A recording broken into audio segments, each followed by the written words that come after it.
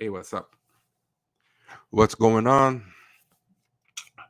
Trying to get more into the habit of using this thing. So I just am doing an impromptu live stream. No announcements, no plan, no build up like last time. So, but you know what? Let me just share this real quick with the good people on Twitter. Because I wanted to talk about some things that I thought were pretty interesting. You can see the description to see what we're going to talk about today. But yesterday's live stream, we had Andre Domise, and Andre Domise said something pretty interesting. He shared it during the broadcast, and when he shared it, it was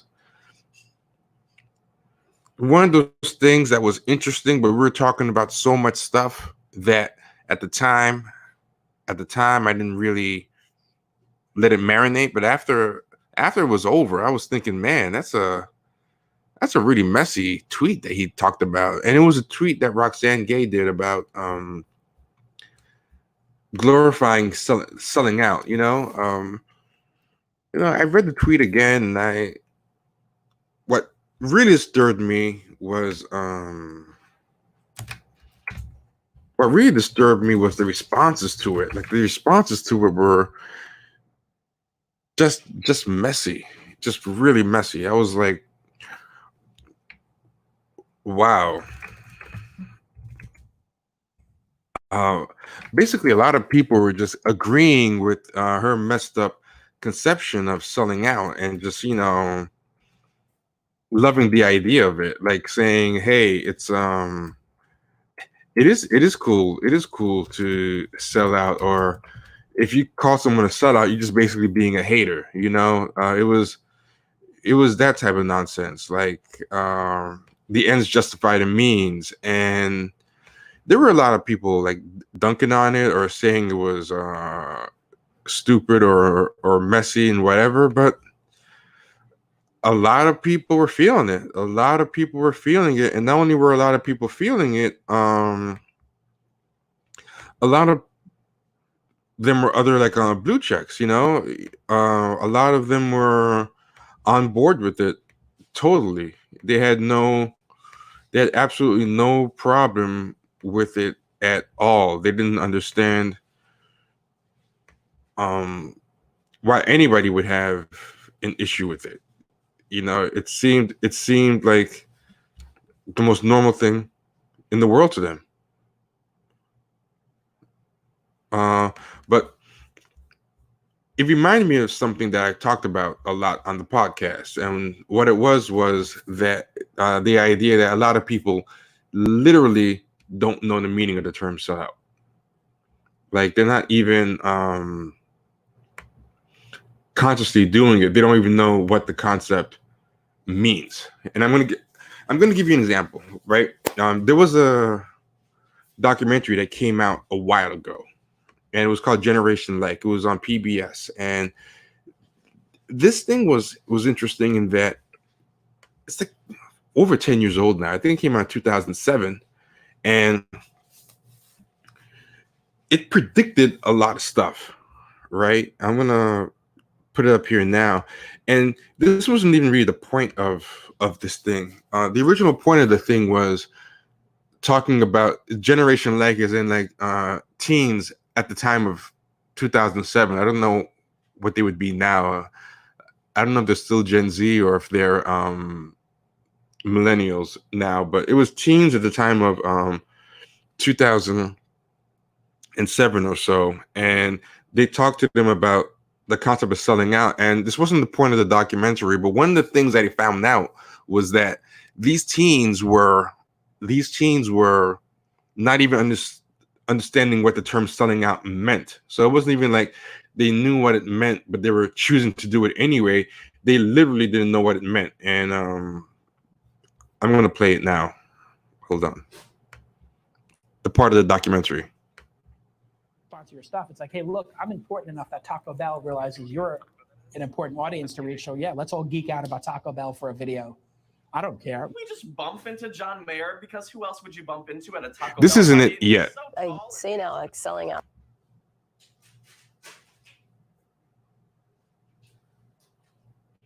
That doesn't even exist as a term. I don't hear young people talking about selling out. I'm not sure they even know what it means. Selling out. Can you define that? Well, selling out means like, it could mean different things. I guess, I don't know, I think first of like a concert that's like totally sold out, like no tickets left. That's probably not what you meant though. I don't really know what that means. You could sell out like an album, or you could like sell out like you're a sellout, like you're nowhere in life. You're never gonna get back on top. So Tyler has millions of likes in his pocket, which he can trade to brands in exchange for their sponsorship. Has Tyler won the game of likes? And is this really social media's promise of self-determination? Promoting movies in exchange for virtual prizes? And this was like 13 years ago. Clown This in thing public pretty much to get free predicted skateboard gear? everything, but it kind of Expressing shows your these identity people through aren't junk even food betraying a advertisements? concept or betraying anything Can kids to really be like win this, when because they don't make even the know what rules? selling out means. And that's deep.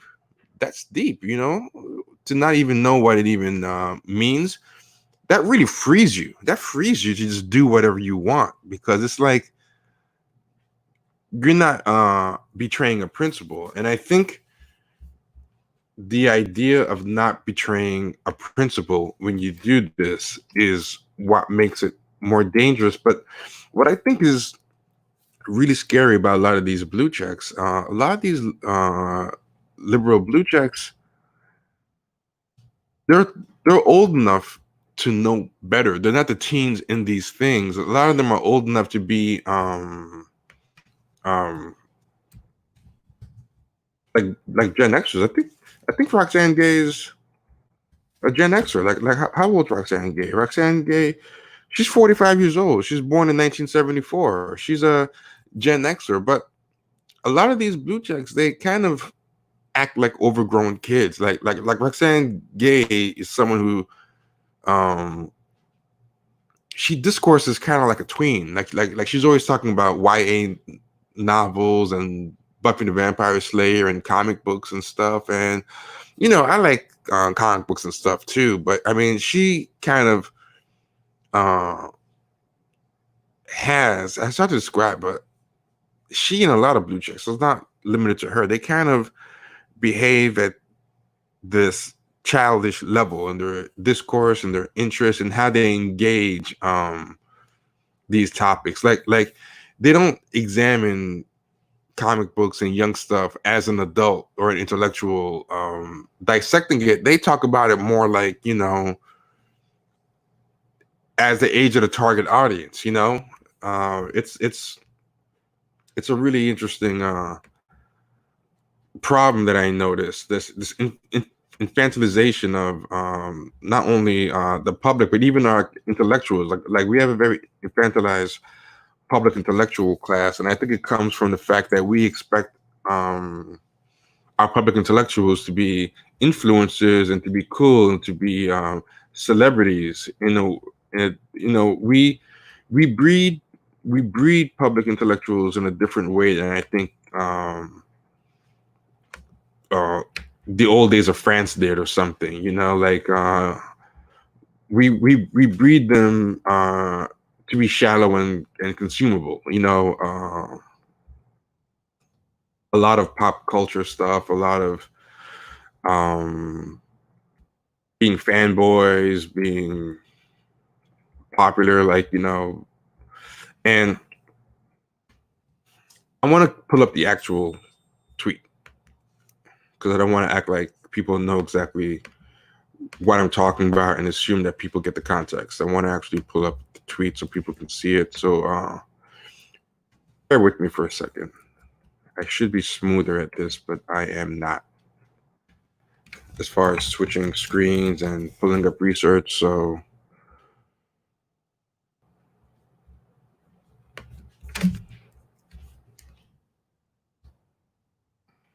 you are going to see it in a second. Here we go. Check this out. I'm going to show you guys right now. And first off, let's start off with business. Comment, like, subscribe. Comment, like, subscribe. Start doing it now. Start liking it. Start subscribing. Shout out to 82 Atlantic. How you doing? 2008 B Scott. How's it going? BC. 82 Atlantic. You said Mark Lamont Hill is an example of that. Can you elaborate on that? Example of what? Because I wasn't sure what I was talking about. Shout out to Lalu. Says that the way I wear my headphones gives you anxiety. Why exactly? Should I be putting them like this? Is this what you want to see? Would that make you happy? Huh? Well, here you go. Yeah, but 82 Atlantic, I was curious what aspect of what I was talking about you find Mark Lamont Hill is an example of. BC says their motivations are shallow. They don't promote their interests because they enjoy them themselves. They know their demographic will relate to them and thus trust their voices. But you know what? Well, I'm waiting for BC to answer because I'm going to put up the tweet on the screen so people can see it.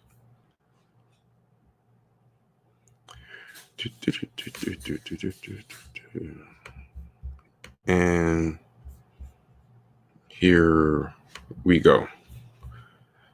So right now,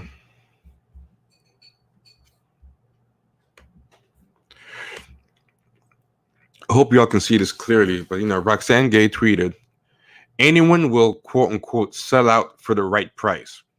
Don't kid yourself. If you're upset no one has asked you to sell out, that is a separate issue. But also, people conveniently redefine selling out as anything they don't like, don't want to do, can't do, and or wish they could do. And what I hate about this tweet, right, is like some people can't just do what they do and let it be what they do. They have to make it a moral choice. Or they have to make it not just a moral choice, but they have to make it a sign of superiority or excellence. So she has to believe that her selling out is proof that she's making the moral choice, number one. And number two, she has to make it that it's a sign that she's excellent. And I think one of the reasons so many of these blue checks have to keep reminding you that they're excellent, like what's their favorite term? Black excellence. And I feel like that comes from an overcompensation. Like to some part of you has to feel like you're not excellent to keep saying that, because there wasn't all this stuff about black excellence back in the day. They just were, like for example, when they kept saying black power in the 60s, they were feeling powerless, that's to be honest. Like when "Black is Beautiful" was a big catchphrase, it's because they were tired of internalizing these images that they weren't beautiful, the Western beauty standards and stuff, and that was a very, very radical thing to say at the time, to appreciate or say that black people were beautiful. It was. And I think right now, these people, their anxiety isn't about power, because they don't understand what power is. I think they actually are more powerful than they are, because they think being mascots and tokens is power. So they don't really complain about black power, because they think having a seat at a table, even if it's a shitty table and they're just there to be a mascot, they think that's power. So they don't really talk about black power. And they don't really, I think, talk about black is beautiful like they used to. But I think their big fear is mediocrity, being unremarkable, and they're right to fear that, because a lot of them kind of are mediocre. They're actually picked, like in the days when racism was way more overt and it was way more allowed and stuff, and it was way more acceptable to just openly quash black excellence. You really did to get a seat at the table or to make it, you really did back in the days have to be 2 or 3 times better than a white person to make it. You know, they were actively trying to suppress you. You really had to be among the best, where now we have quotas, we have affirmative action, we have things where there's an expectation that a certain amount of Black people have to be allowed at the table. And since keeping them all out is not an option anymore, like before we had to keep them all out, people had to really, really, really be excellent to break in. And then they became so excellent, you kind of are almost forced to acknowledge them because you were fascinated or fixated on their excellence. You know, like how many white people really want to give up Motown or give up Michael Jackson or give up Black athletic performance, give up Michael Jordan? Like, you know, these were too good to ignore, or there was just too much money to make off of you.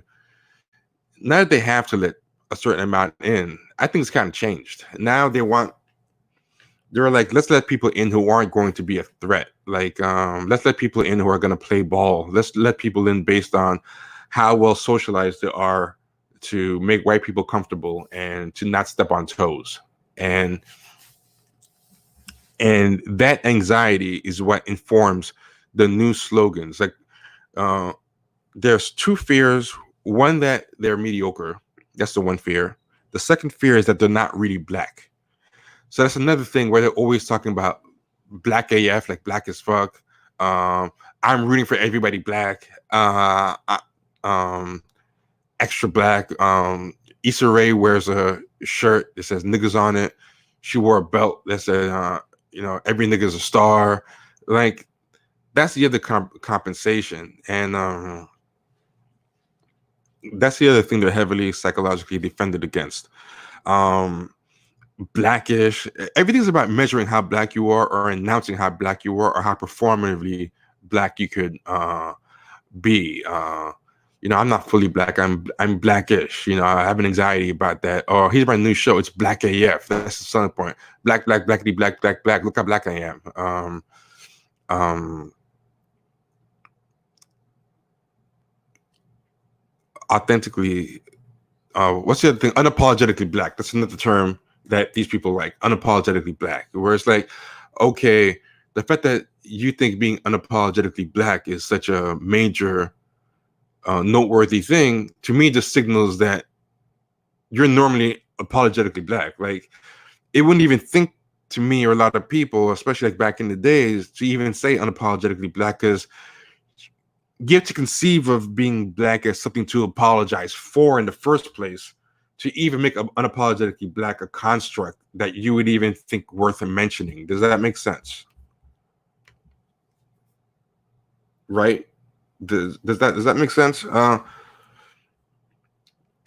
want to look at some of the comments, see what people are saying. Yeah, you know, Yakub said, it's a fake it till you make it affirmation. And fake it till you make it is an interesting thing, right? Because I want to say something about fake it till you make it. Fake it till you make it, I think, is a very misunderstood concept. And it goes like this. And you used to see this with like pickup artists and different types of people who would try to, or people who are into learning about networking and stuff like that. And this is what fake it till you make it is supposed to mean. Like, and I say this as a lawyer, right? Like, there's times, like, you know, I have a client and I would have to fake my comfort in knowing something. I would kind of lie by omission, or, you know, kind of bluff my way through. But the idea is to give an illusion of confidence. But then what you do is, when the client leaves the room, you're like, you know, after that sounds interesting, these are my thoughts. I have to get back to you later on and call you back about that. And as soon as the client leaves, you run to the books, you run to the internet, and you research. So you fake it until you get a chance to make it. So I'm faking the competence, I'm faking the knowledge to stall time while I do the work of making it. So, but the idea is that the faking it is a different act than the making it.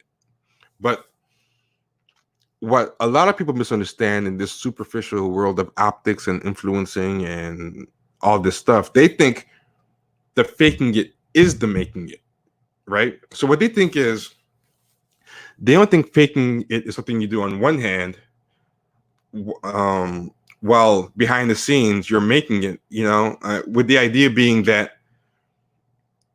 as you make it, the faking becomes real because it's no longer faking anymore. The real you ends up becoming generally as competent or more competent than the fake you. What these people think is, they think faking it till you make it means that you're going to make it because you faked it. Like, faking it is the work. So what they'll do is they'll just keep bluffing, and they judge whether they make it by how well they can convince people with the fakery, right? Is this making sense, right? Like, the faking it is the making it. Like, not making it happens when you can no longer convince people of the fakery. But the faking is the work. There's no idea that so this will happen with like a pickup artist. Like, when you used to read like pickup artist literature and stuff like that, they would tell you to like act confident, to like all these superficial trappings to be a so-called alpha male. But the idea was, if he just kept learning all these different scripts and ways to stand, how to stand like an alpha, or am I standing like a beta? If a girl says this, then you say that, if you just did that long enough, somehow that would become you. But what it should have been is like, okay, here's what you do in the short run to get rid of a lot of your simpish types of behaviors, but behind the scenes, get a good career, get a strong sense of self, do like the real work, in the hopes that eventually you don't have to live your life by because living your life like that, doing fake it till you make it the second way, what that does is, it's like you're being a fugitive. And if you've ever talked to anybody who's been a fugitive or on the run or a spy or something, the fear of being discovered is a very taxing way to live. It's a very draining way. Like for example, there was a guy who had escaped from prison like a couple decades ago that they found in like, I think, Harlem or the Bronx, and he had successfully evaded recapture for like 30 or 40 years. And when they found him and they discovered him, he had a job, he had a family, he didn't commit any crimes, he kept his nose clean, he didn't do any recidivism. And this was this older black guy in Harlem or the Bronx, and they announced him sentence served, right? And the rationale, the DA was, this guy was living in prison. This is time served. He didn't commit any crimes, he didn't do anything else after, but his daily life, from what we could see every single day, from the time he woke up till the time he went to bed, would be, is this the day they're going to discover me? And they're like, that's its own type of prison. We consider this time served, because some people were complaining, hey, why are you letting this guy off? He never served his couple of decades that he was supposed to serve. They didn't care. The show Mad Men is like that. If you watch the show Mad Men, the premise of the show, spoilers, is Don Draper is not really Don Draper. He's actually someone else, Dick Whitman. And it's about like the taxing prison that he lives in, of living a lie. Like that's but that's the life these people live with their fake it till you make it. Faking it is the work, but it's actually low-key more work than the real fake it till you make it, because sure, up front it's more work to actually do the intellectual growth, do the emotional growth, do the hard work, do the tough takes, do all that stuff. Yeah, it's more work up front.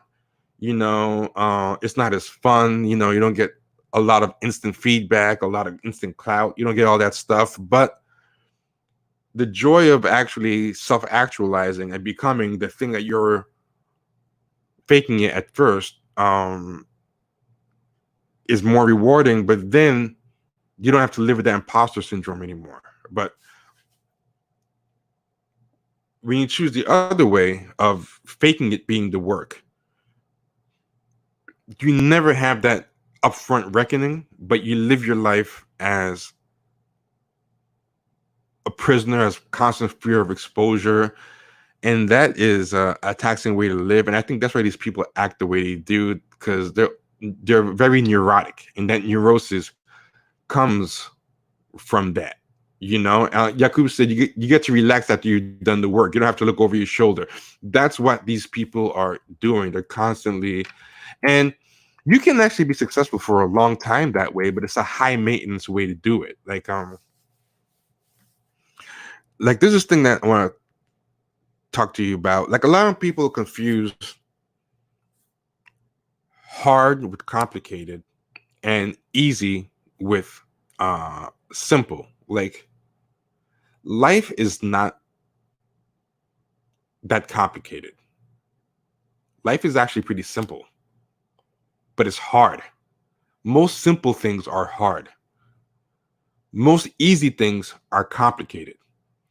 A lot of people want an easy life because they're afraid of a hard life, and it leads them into a complicated life.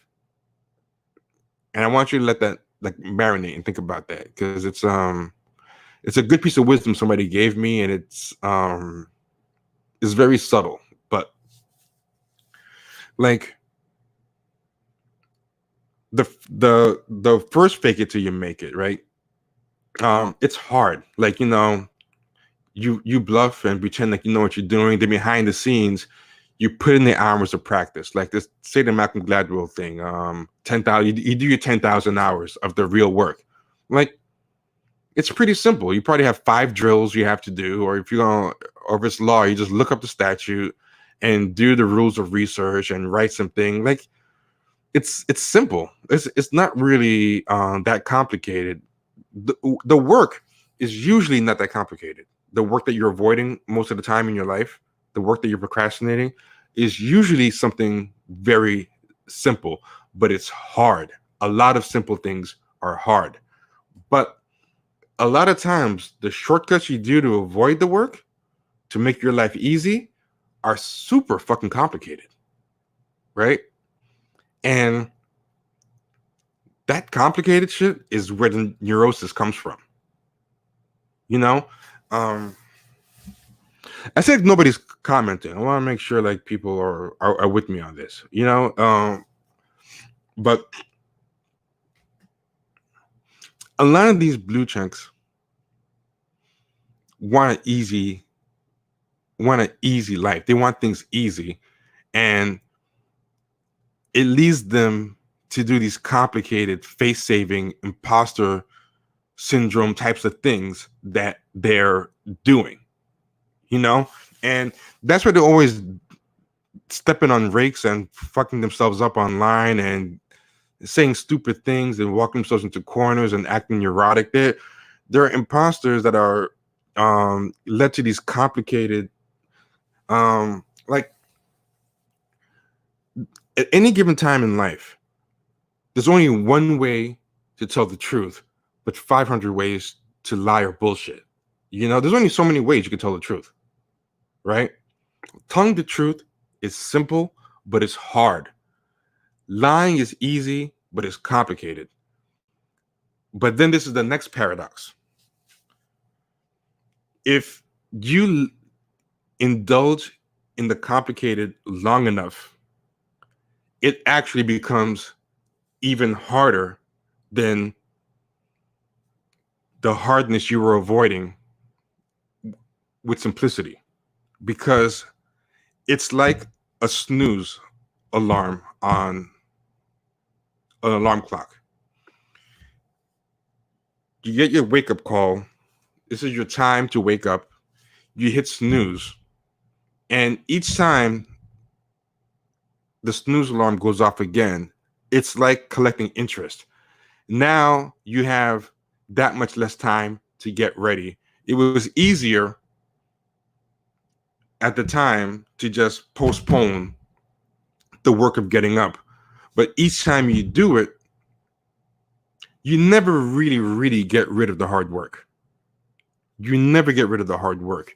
What you're really doing is postponing it. So it makes it a doubly futile thing to do. Sooner or later, there's going to be a reckoning. Most of these people, what they're hoping is by the time their reckoning will come, they'll be rich and famous and have the clout already, you know? So somebody says, B. Scott says, no, telling a good lie that folks believe and keep going is very complicated. I disagree. Even bad lies are complicated. If you're smart or talented enough, you know, you can make your lies good. But even bad lies, like the reason why it's so hard to tell good lies is because they're complicated. See, the reason bad lies become bad lies is because the person doesn't have the psychic resources or the talent or the gifts they need to manage something so complicated, right? So telling a good lie is difficult precisely because all lies are complicated, even the bad ones. So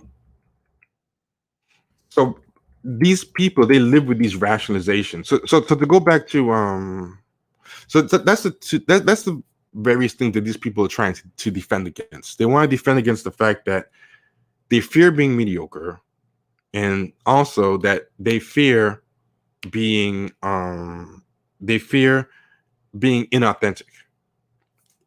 Inauthentic is the general fear of an influencer.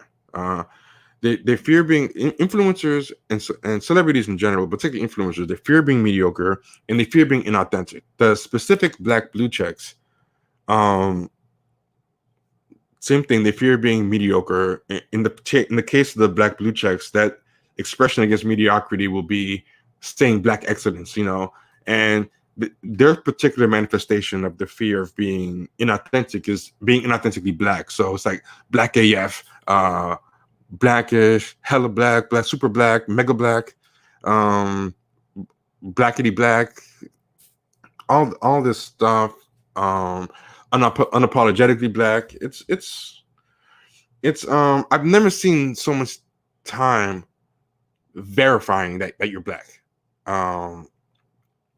They used to use the word black in a lot of stuff in the past, like black is beautiful, black power, you know, black love, but none of the stuff. What was that question was, are we powerful? Are we beautiful? Do we love each other? But they were never questioning the black part.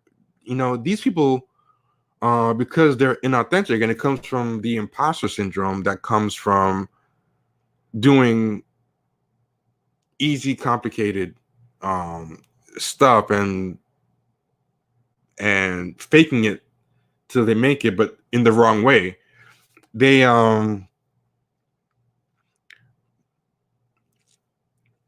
even what I'm describing is a perfect example, right? When I describe them, it's hard to come up with this conception, but when it's done, it's simple. You know, I'm able to boil them down to two things: inauthenticity and mediocrity. You know, like that's the way you know if your answer is good and your analysis is sound. If your answer at the end of the day comes out simple, if you do a lot of thinking and your conclusion is simple, like what I just said to you, I could explain to a child, then you know the person probably did a lot of hard work. If the person did a lot of hard work and they reach an answer that's simple enough to tell a child, you know that person did a lot of hard work. If somebody talks to you and after you're done talking to them, the answer has like 5 million steps and a lot of jargon and is super complicated, that person probably took a lot of shortcuts and was more worried about looking smart than actually being wise. And they did a lot of easy, comfortable things that allowed them to come to a complicated place. And what they're doing is they're bullshitting. They're faking it till they make it, but in the wrong way. And they're doing what they're doing is image management, you know?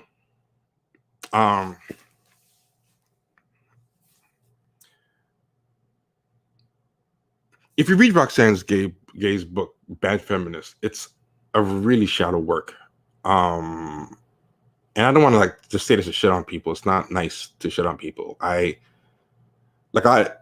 doesn't bring me joy to say it, but the reason why I feel like I have to say is because I see how seductive it is.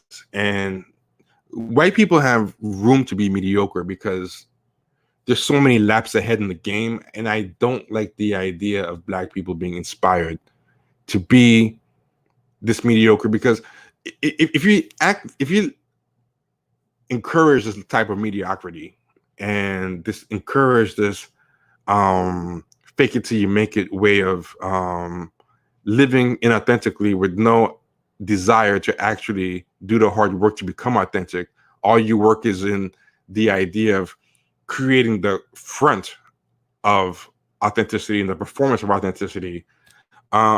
Black people don't have room for that to be their normal. It's playing to white people's hands. That's why white people love this type of black person, because you're not a threat in the big picture to anything. They will encourage you to be that all day long. And first, it makes them look open-minded and progressive and forward-thinking, but also they know that if you and even them are that mediocre, they're still ahead. Like if I'm 100 points in the game and then you and I both start acting frivolously and mediocre, playing in a mediocre way, I'm still 100 points ahead in the game. That's still a good strategy. It's not a good strategy for me to start, joining it with you in this pack to be mediocre, because I'm 100 points down.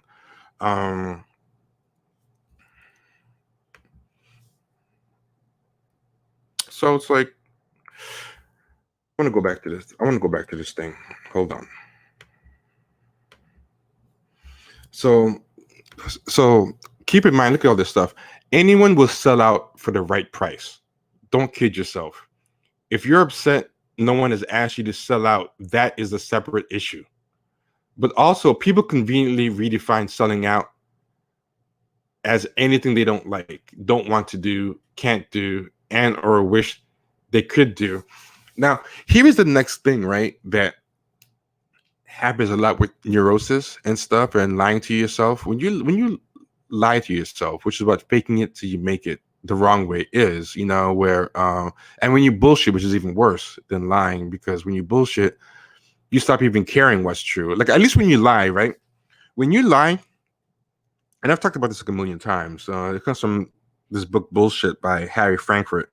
When you lie, at least you're at least keeping your eye on the truth, right? Like if I have to lie, right? Like say I need to push a lie, like I need you to believe the opposite of what's true. To do that, I have to constantly know what's true, So it's like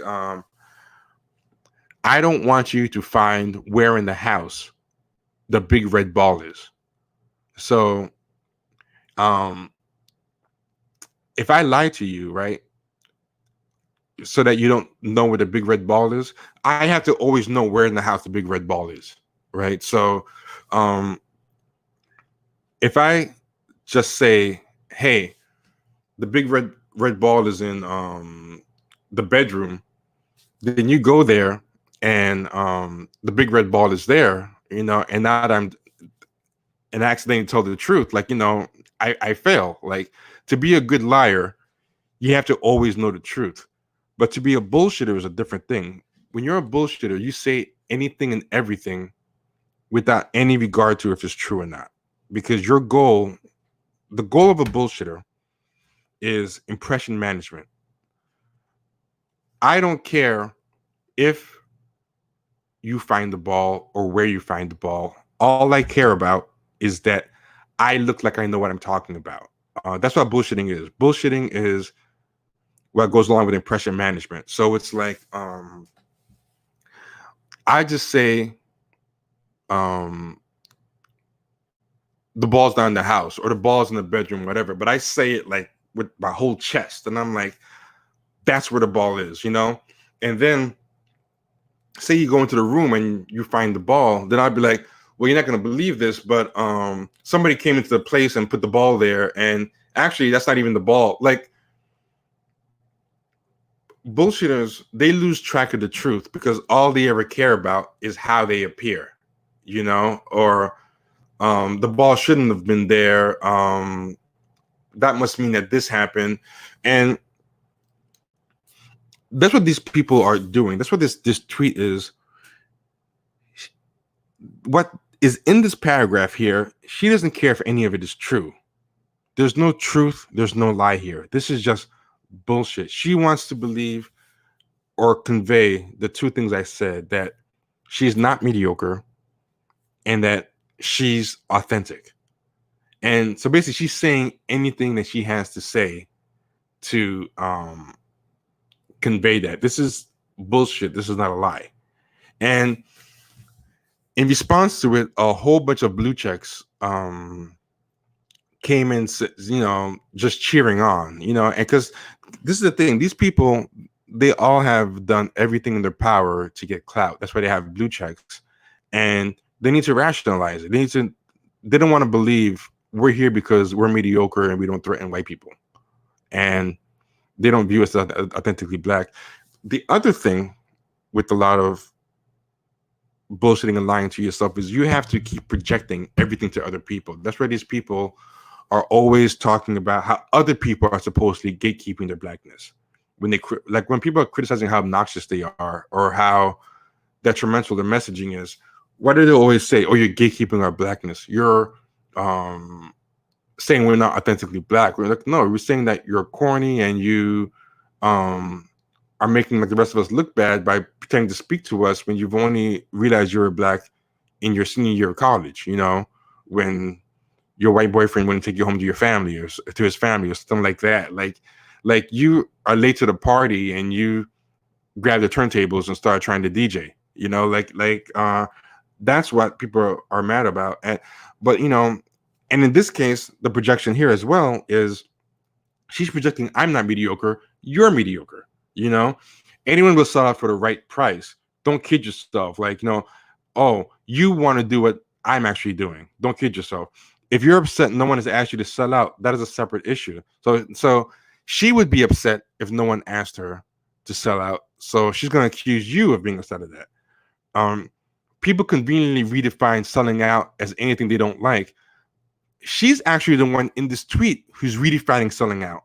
You see what I'm talking about? This whole tweet is a redefinition of redefining selling out to make herself feel good. And she's saying that you're redefining selling out to make yourself feel good. And this is what happens when you do the wrong type of fake it till you make it. When you're doing the wrong type of fake it till you make it, you're lying and bullshitting the whole way. And when you lie and you bullshit, you have to constantly project. Now, if you're doing the right type of fake it till you make it, which is it's a lie, but it's a lie. You're not bullshitting. You're not doing impression. Then you're not just doing impression management. You're trying to actually change your actual self. When you do the right type of impression management, you always know where in the house the big red ball is. You're always keeping the real you in check. You don't lose track of your real self. So you don't have to do all this projection because you're owning everything. You know the lie that you're putting up, and you know the lie is the lie. And you know the real, and you're making the real match the lie, so that when you're all said and done, it's no longer a lie. It's just a preview to your future self, a future self that you actually worked to self-realize and bring into actuality. That's what self-actualization is. These people are externally based. They're the one-dimensional man. They exist in relation to the outside. They, like, if no one was there to clap, they wouldn't exist. They exist by using other people as mirrors. And if there's no people's faces and applause to use as a mirror, then it's like the tree that falls in the forest and no one's there to hear it. You know, they think that it makes no sound. So this guy in response says, Eugene Scott will never forget the day my little brother told me, everybody's got a price, Eugene. Your problem is your price is too low. Like, everyone's cheerleading this nonsense because they're the same type of nonsensical people. But first off, the first thing wrong with this is, why is he taking advice from his little brother? The polarity is already messed up right there. Like, that's supposed to be everything. You're the one supposed to be putting your brother onto game, and it's a better game than that. That game right there is a childish way of looking. And that's why your little brother needed to tell you that. You're the one. If I had a little brother and he told me that, I'd be like, listen, you say that because you're young, but that's not going to get you anywhere. You know, there was an episode of The Boondocks where Riley mastered how to dribble, like, real nice. He just worked on that one thing because he wanted to look like really good. Like how he saw, like, he mastered his favorite highlight moves of dribbling, you know, from basketball posters and ESPN highlight clips. So when people saw that, everybody thought he could play really good basketball. Then they put him on the team. Plus, he was the only black guy in a white school, so he had the optics. So he mastered all the optics, right? He was faking it till he made it, but the wrong way. And when they put him on the team, and in the first game, they realized, holy crap, he can't shoot. He has no fundamentals or anything. And they lost, and he was like a big joke. And then everybody was stealing the ball from him. He only knew one move, and he did that one move. And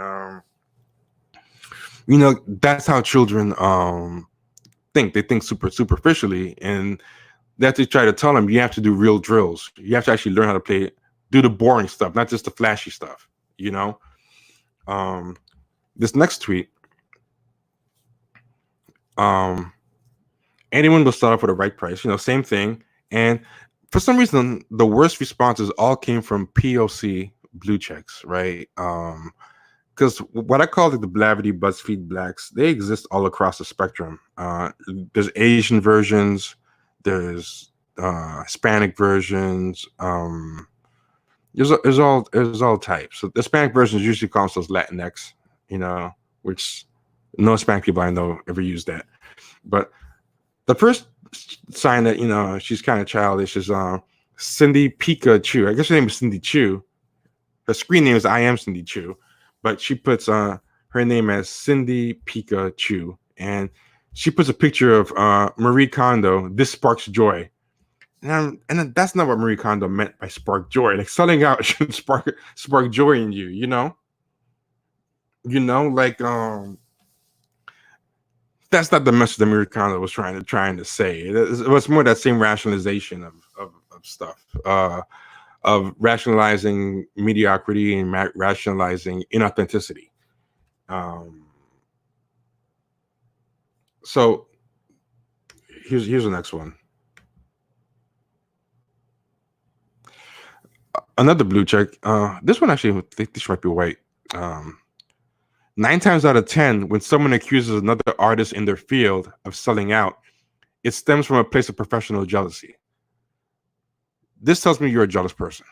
Because, like I said, when you're lying and bullshitting, you have to project, and usually anything a liar and a bullshitter says has a lot of projection in it. Like, that's crazy. That's crazy. This idea that the basic selling out is not real. And like I said, in that clip that I started this off with from Frontline, those were all kids saying that, right? And these people are older than that. You know, they're not even young enough to be the kids from that thing. Like there are a lot of people like from my generation, you know, and I think there's a lot of stunted development there. There's a lot of arrested development. These people are very childish. This person says in response to Roxane Gay's tweet, yes. Plus, anyone who thinks they wouldn't do things they don't like, want for money, is just basically saying, I've always had my needs met and can't imagine what it's like to be responsible for others. So this is a even higher level of delusion. She's basically, this is what I'm saying about how these people always want to add a moral dimension to their nonsense. They're just owning it. So now she's saying, if the only way you can be against selling out is if you're already rich. So you're already rich, and or you have no desire to be responsible for others, but that doesn't even make any sense because it's people who are rich who have to sell out the least, you know. But I think it also shows another dimension in their thought. Like what she's revealing by this is that she thinks that being rich is no reason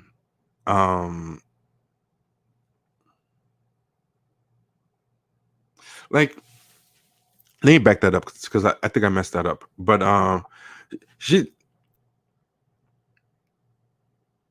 people who are already rich, to me, I think are people who actually understand and recommend selling out more.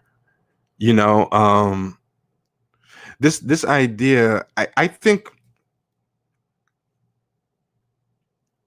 it's actually the opposite. I think it's people who are poor who are more likely to be against selling out because they've probably done a lot of refusing to sell out in the first place, perceived selling out to begin with, you know, or being responsible for others. It's hard to sell out and have your kid looking at you and have your family and friends looking at you. It's you know, kids, family, friends, people know when you're a sellout, you know.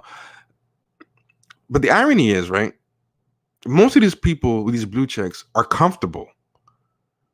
Why are they talking about themselves like they're poor?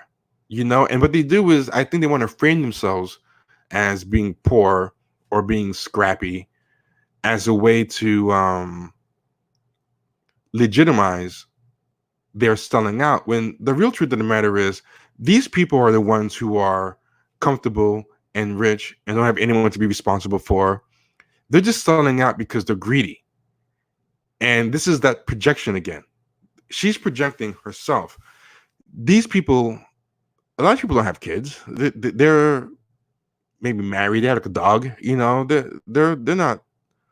They don't have like 5-6 kids. They don't have like a ton of employees. You know, they're just people who write and blog and are influencers. Like she's the one who has always had her needs met. She's the one who came at you was like to be responsible to others, and she's always had her needs met and has no responsibility to others because she's always been willing to sell out. And they're projecting this mindset on their critics who are actually the opposite of what they're projecting on them. They're the ones who are actually aren't getting their needs met and feel responsible to others and responsible to themselves to a degree.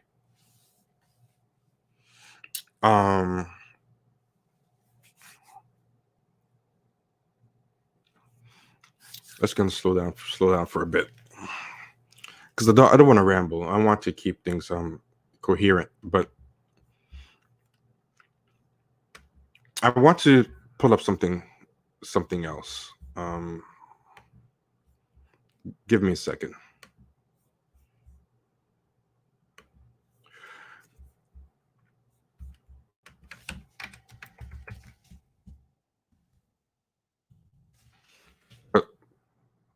You know that Spider-Man meme where one Spider-Man points at another Spider-Man? Like that is primo projection. Like that's a great um depiction of projection. That thing where two people who look like each other are really talking about each other, right? Now, there was this thing in the news. I don't know who this woman is. I'm trying not to know the same way I've done my best to not know who Carolyn Calloway is, but one day everybody on Twitter was talking about this lady, Ashley Roman. And from what I understand, she's like another influencer, like anybody who gets big nowadays. I think she does things for the New York Times. She writes cookbooks. She's a recipe person, but really at the end of the day, she's an influencer. She's not really Julia Child. Julia Child, you might call a celebrity chef, but this woman is like an influencer, and she's very tuned into social media. She's kind of like a personality. Her recipes are described as if they're viral posts or viral memes. People talk about this recipe she did was her most viral recipe, so she's an influencer. And she was calling Chrissy Teigen and Marie Kondo sellouts, but at the same time, she, for having product lines and stuff, but she was having her own product line. And she was like criticizing it for selling out so quick, where she was basically making her own product line. A lot of people call out this woman's hypocrisy, this Ashley Roman woman. But what's interesting is Chrissy Teigen really took it to heart. And Chrissy Teigen is one of those people, I think she's very thin-skinned. A problem that I feel like she has, right, is she doesn't want to just accept what she is, which is she wants to be a trophy wife, but she also wants to be the main player. Like when you're the trophy wife, you're always going to be kind of second to the big guy. Like Jacqueline Kennedy is pretty much an accessory to John F. Kennedy. Her job is basically to make John F. Kennedy look good. That's basically what you are when you're John F. Kennedy. I mean, when you're Jacqueline Kennedy. But an accessory has a role. Like, she made sure she was the best, most useful accessory she could be. She did her fireside chats in the White House. She was a big deal, but some people want to be Scottie Pippen, but also want to be seen as Michael Jordan at the same time. Some people don't, and I think that's her problem. She wants to be. She's a Stedman who wants people to treat her like she's an Oprah, and she wants to be a trophy wife, and she also wants to be the person with the trophy. Like she wants people to treat her like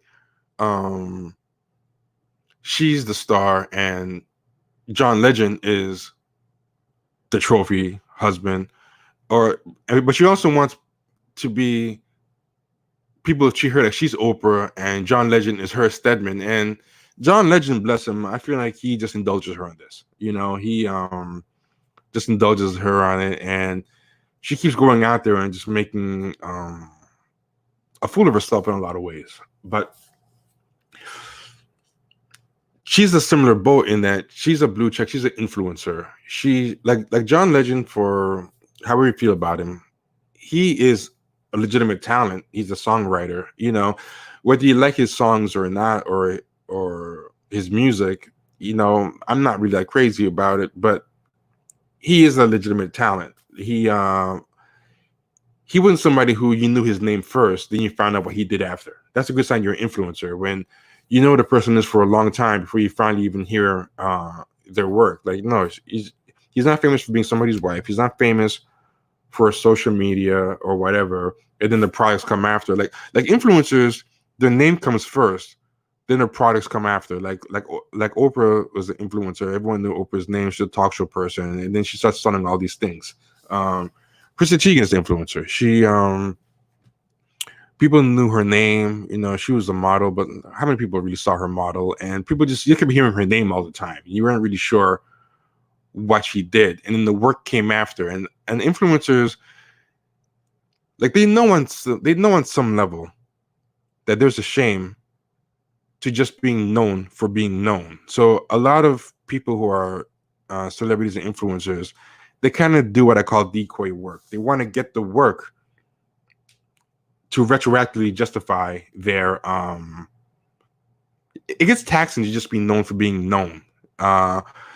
Even fans, only the most superficial dumb type of fans are fine with just liking somebody for being famous. Even fans or the public feel kind of silly if they like someone just for being famous. I mean, that's dying now because influencer thinking has infiltrated everything. But you see in how people have such a hatred of Kim Kardashian. Like, a lot of people hate Kim Kardashian because they hate the idea of liking someone just for being famous, you know, but they're okay being fans of someone who is basically an influencer themselves but has a good decoy job. Like, they're okay being a fan of Jessica Simpson. Jessica Simpson is the same as Kim Kardashian. No one can name a Jessica Simpson song. The biggest thing that she did that people know Jessica Simpson for is her reality show, which is basically like the biggest thing people know Kim Kardashian for.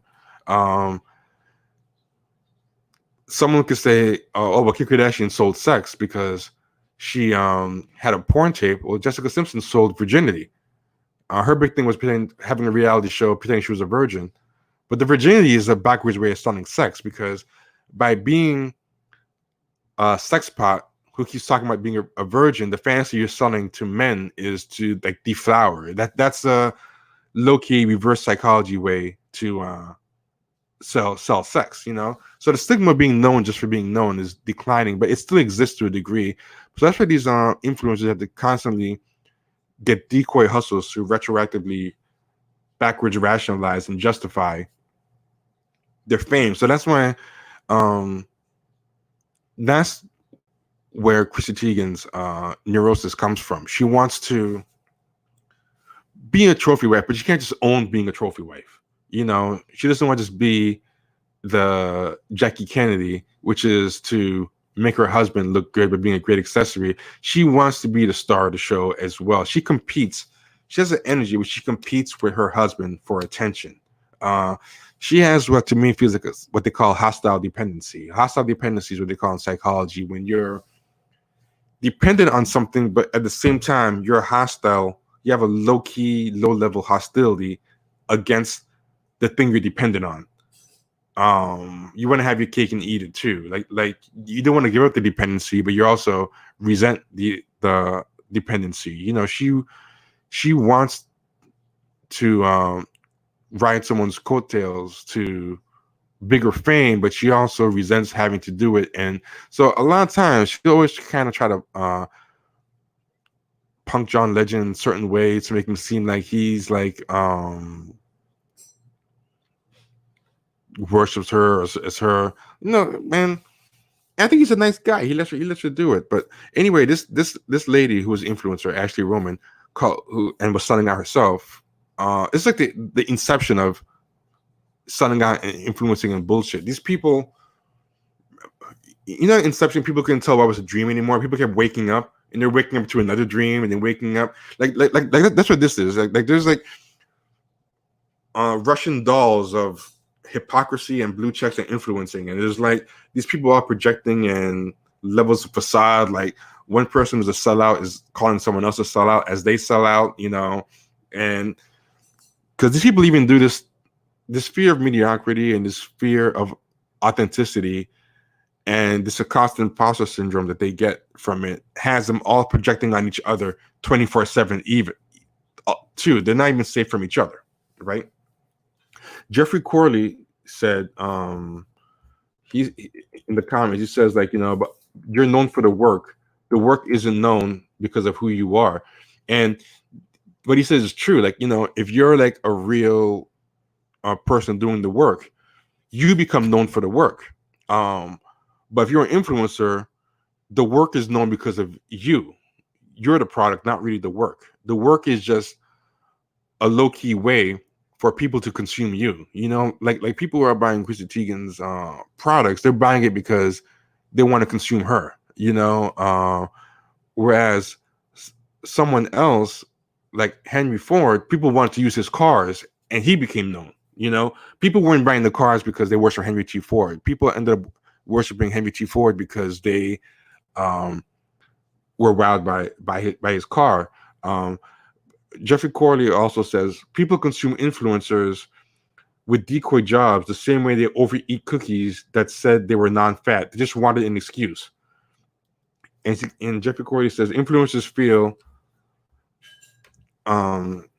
their position in life feels unearned.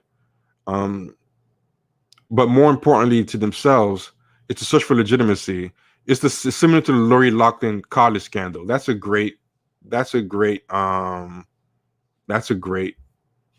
example. Like, she probably felt like being a celebrity, which is just the old way of being an influencer. Like, being an influencer is the hyper real version of being a celebrity. You know, she wanted to have kids that went to college and went to the Ivy Leagues and whatever, and kind of like legitimize her legacy. You know, a lot of people do that, but peep how defensive Chrissy Teigen became to the accusation of selling out. Right? This is what Chrissy Teigen said. She did this long thread, and I'm going to highlight two parts of the thread that I think are important. She got very defensive. She goes, I started Cravings because I wanted something for myself. And I highlighted this part. I wanted something John didn't buy. See, that's a hostile dependency, you know? Like she said the quiet part out loud there. She goes, I wanted something John didn't buy. Like, that's what Jeffrey Corley was saying about they feel things are unearned, right? You feel like an imposter when you're really like a glorified influencer. Like, I want something John didn't buy. I wanted something to do that calmed me, made me happy, and made others happy too. Craving isn't a quote unquote machine or quote unquote farm content. It's me and two other women. So what is she saying here? She has a hostile dependency, you know, to being part of a trophy. You know, she talks about it makes her happy, makes other people happy. But listen, she's talking about she's talking about dependency. Hold on, I think I'm sitting on a phone. I think I called somebody. Oh well. There we go. So what she's talking about here is authenticity. Cravings isn't a machine or farmed content. It's me and two other women, right? So that makes it more real, you know, like, so the whole selling out thing, the whole thing about this is not a machine or farm content, it's me and two other women. Her and two other women makes this thing real. It's authentic. I'm not mediocre. But then she also said this: there are many days I cry very hard because Cravings, the site, is our baby. We love to pump content onto. We do this work ourselves.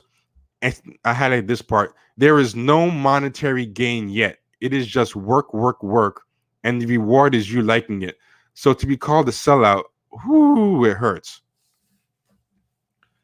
Now, you're married to a guy with millions of dollars of net worth, and you have a lot of money from your modeling days. So this framing yourself as some scrappy upstart, because, you know, for a lot of people, they view poverty as a type of authenticity. The same way the other lady in response to Roxane Gay is saying, hey, if you aren't down selling out, that must mean that you're comfortable and well off. Like she's pretending that she's poor, and the people critiquing her are rich, which makes no sense. Like she's trying to pretend like she's trying to play poor here. Like even if say for some reason if you do the math on this website, you can do the math in a way that the website makes no money right now. Like because she said makes no monetary gain yet. So what does that mean? This is not really a labor of love. She said yet. It's eventually expected to make money, right? You're making money on the cookbooks. You're making money on the millions of appearances you make everywhere. You're making money on different parts of your empire, on these pots with your name put on them, that you're selling these target partnership deals. At the very least, your website's operating as a commercial. That's kind of like saying, hey, my commercials are a labor of love because I don't make any money on them, that's just money out the door. But no, it's not money out the door. The point of the commercial is to increase your brand presence, increase your brand awareness, and you make money on the stuff that people buy from knowing your commercials. So like, what are you talking about? Who is this live for?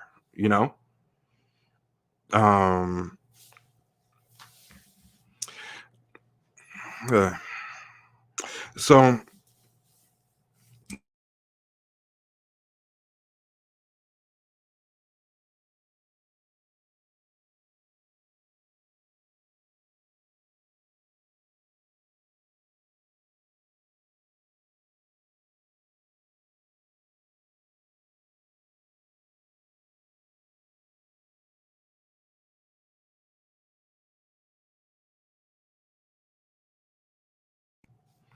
okay, the mic is having some issues, but I think we're good now.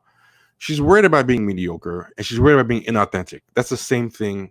And this is what I mean about the truth is always simple. Like, that's the two things you'll always see with these people: fear of mediocrity, fear of being inauthentic. And that's what I'm saying. Like, it takes a lot of hard work to kind of boil things down to these simple truisms, but the truth is the truth when it's simple, right?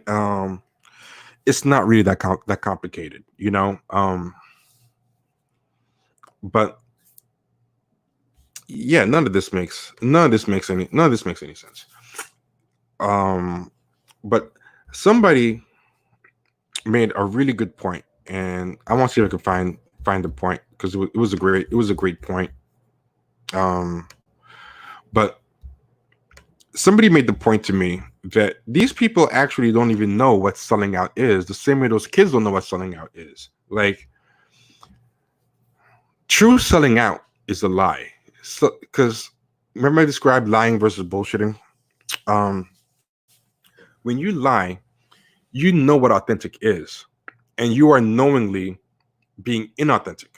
So that's what a lie is. But a true sellout is actually better than what these people are. And in a way, they're right for the wrong reasons. They're right that they're not sellouts. That's the irony of this. They're actually 100% correct that they're not sellouts. I don't know what the name is for what they are, but it's not sellouts, because a sellout is a liar, and a liar has, like I said, a commitment to the truth. What they are is what selling out is to lying, is what they are to bullshitting. Like whatever selling out is to lying, this is what they are to bullshitting. What they're doing is bullshitting. And what that means is they have no idea who they are. So they actually can't sell out. Like, I need to coin a name for it, or maybe there is a name that exists for this, and I just have to figure out to apply it. If anybody in the audience knows what a name for this is, but yeah, what they are is bullshitters, and bullshitters have no core values to sell out. Someone said bootlickers. That's a great term. Thank you. Matrix Theory said bootlickers. Thank you. I'm going with that from now on. I don't think that could be even top. You're right. Bootlickers. Bootlickers, all they know is that they need to lick a boot. And whether the licking the boot is the right thing or the wrong thing to do is not as important as being seen licking the right boots. You know, the worst thing to a bootlicker is to choose the wrong boot to lick.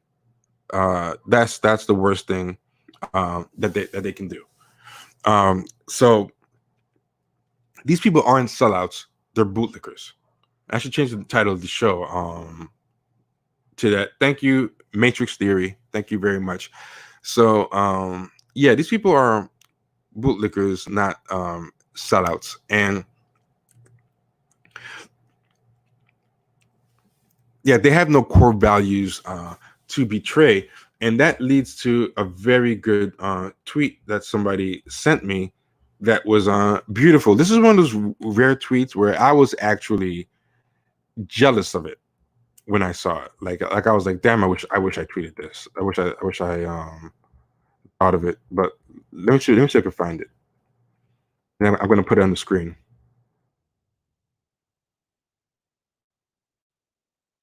Just give me a second, y'all. We're doing this in real time. Oh, wait, I just passed it right here. And I'm going to put it on the screen right now. This person said they're confusing selling out with just selling because they really can't imagine having principles to sell out in the first place. And that's deep. That's really what it is, right? If you need to have a principle to sell out to be a sellout. Like, for example, Roxane Gay, what is she selling out when she makes herself super famous or whatever? Like, what is the principle that someone can say, hey, Roxane Gay, you said this. Now you're doing this. What she's talking about is just being popular, right? What all Roxane Gay does is chase popularity. But at no point in her life did she ever say being popular is bad. Did she ever say, I'm an anti-capitalist? Did she ever call herself a socialist? Did she ever say, I believe in this? Her whole book, Bad Feminist, is actually about how people call her a bad feminist because her feminist is not backed by any values or theory. It's just superficial stuff. And then she flips it around by saying, but maybe that makes me a good feminist. Like, even her feminism is based on not reading feminist theory and having any values behind it, but just having a feminism of just optics and good feelings and instant gratification. So if anything, she's being true to her mantra. She's doing the opposite of selling out. She's being the purest version of what passes for her values, you know? And same with Chrissy Teigen. Like, what is Chrissy Teigen selling out? Like, the only thing that these people are calling selling out is not selling out. They're like those kids in that clip that I put earlier. They don't know what selling out is. Same with those kids that were just sitting around like, what's selling out? Is it this? Is it that? They just know it's supposed to be bad. And the last thing they ever want to do is be seen as doing something bad because they live, their oxygen is other people's approval because they're influencers. They're not thinkers. Like if you're a thinker, if you're someone with value, your values being right and having your values realized. Like, the approval you want from others is to be validated by history as being right. When you're an influencer, your validation is the attention of now, even if you end up being wrong in the long run. As long as no one ever finds out that you were wrong, that's fine. Like, an influencer would rather be celebrated for something wrong than be vilified for having a core value that was unpopular but turned out to be right. So yeah, that's what they're just talking about is clout. The big insult these days in this internet world is being a clout chaser, clout. And I think that insult arose in response to the crime of the day, the ethos of the day, which is just people living their lives as influencers, and it being increasingly destigmatized to just be famous for being famous. Like I said, like people don't even expect you to have decoy jobs anymore, less and less. So yeah, like what is Chrissy Teigen selling out? What espouse? Like if a punk rocker sells out, you can say, hey, you were anti-establishment in all your songs, and now you signed to this big record label and you're doing the Super Bowl. You're a sellout. Like what words, what spoken or written ethos, what anything have Roxane Gay or Chrissy Teigen espouse that anybody can hold a mirror to them and say, you sold out?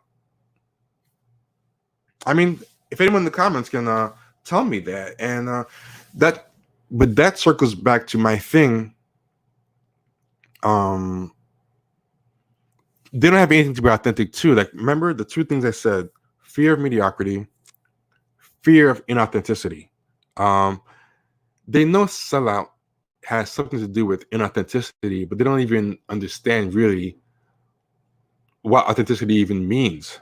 So they just think of it as a slur, not something that you actually do. Like it's just something that people hate on you for because of your clout. Like they think selling out is critiquing somebody for having too much clout. So of course Roxane Gay thinks that sellout means those things because she actually literally doesn't understand what it means. She thinks that if you don't even understand, if you A, have no principles, and B, don't even understand that you're supposed to have principles, all you see when you see people complaining selling out, what selling out actually is you're giving up your principles or turning on your principles in order to be popular. But if the concept of principles is invisible to you and foreign to you, when you see the definition, all you see is the word popular.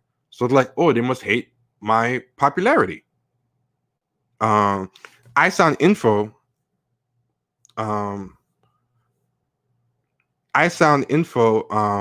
said something great. It said, it's kind of amazing though, because they have no core values. It's impossible for them to sell out, so they can always claim to be authentic. And that's absolutely right, but it's an imposter authenticity because they know that they're not authentic to anything.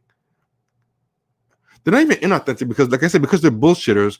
The trick of bullshitting, like I said before, when you lie, a liar always keeps track of the truth. They have to be a good liar. If you're a good liar, you have to keep track. Like, you can't be a good liar if you don't keep track of your lies. You're gonna mess up. But a bullshitter just says whatever makes them look good in the moment, right? Without any care of if it's true or false. So what happens with a bullshitter, this is what Harry Frankfurt says, a bullshitter always loses track of the truth. So a sellout always kind of knows who they are, or at very least who they're supposed to be. They have to keep track of the truth. These people have no idea who they are. They have no idea they're even supposed to know who they are. They've been bullshitting that long. They've lost the truth. So they can always, so you're right, they can always claim to be authentic, but they also, the trick of the matter is, the same way a bullshitter can always claim to know the truth because they don't really care one way or the other what the truth is. But at the end of the day, they always risk being exposed because someone is might find out they don't know that they lost track of the truth. And similarly, the person who has no core values, who lost track of the core values, so it's impossible to sell out, so they can always claim to be authentic, they have to live in constant fear that somebody might expose them as being inauthentic, because you feel when you're inauthentic. You have no substance to you. You feel when you're all, that's the reason why these people chase decoy jobs, because I mean, even Kim Kardashian, with all the money she had, eventually she decided she wants to be a lawyer. It's a tough way to be. It's a tough way to live. CT Grant asked this question: is a sellout someone who is just particularly successful and smart about the way they lie? No, a good sellout is someone who's particularly successful and smart about the way they lie. Like, a sellout is just a liar. Like, what you're asking me is like asking, is a liar someone who is just particularly successful and smart about the way they lie? No, a liar is just someone who tells lies. Like, a sellout is just someone who sells out, someone who just lies. Like, a good sellout is someone who's successful and smart about the way they lie. A bad sellout is someone who's transparent about the way they lie, is how I would put that.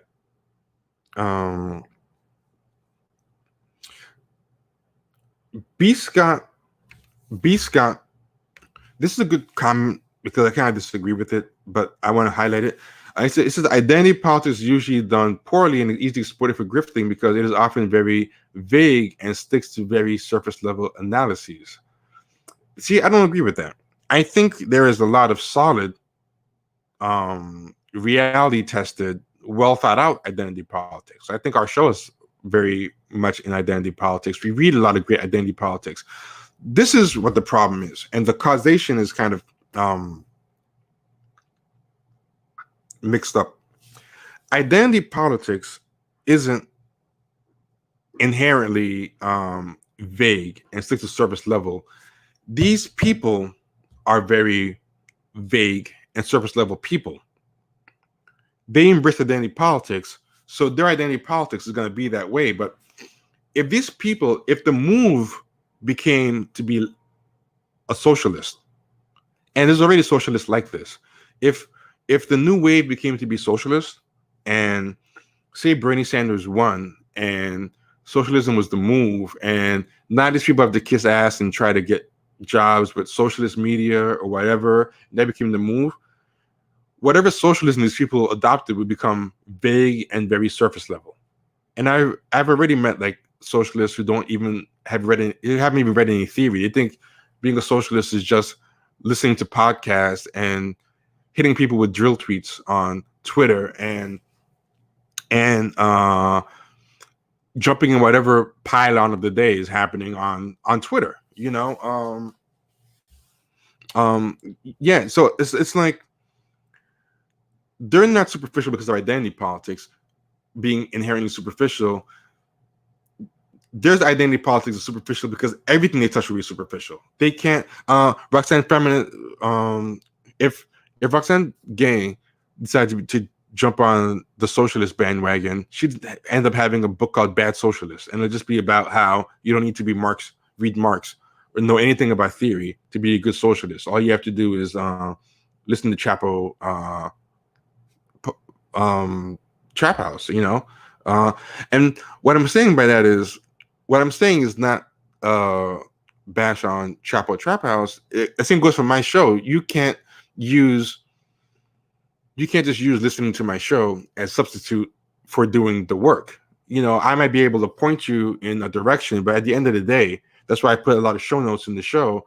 You know, like Chapo Trap House can point you to socialism, but you have to crack open Marx and socialist thinkers. You know what I'm saying? How do I take this thing off? Hold on. There we go. Yeah, so basically all these people have to do is just worry about being popular and not having core beliefs. That's why very smart brothers can one day say straight black men are the white people of black people and black men are trash and say all this stuff. And then in that article, cite an article where somebody says without any hints of irony, right? The following, which I'll show right now. Hold on. We talked about this in the last live stream. By the way, comment, like, subscribe. Don't just go in the chat room. Comment, like, subscribe. Apparently, it helps us be discovered. I don't fully understand all the things behind the mechanism, but apparently, commenting, liking, and subscribing is very helpful.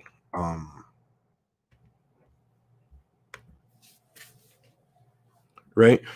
Very Smart Brothers said the website that's run by The Root, the guy Damon Young wrote an article, and in the article he cited this.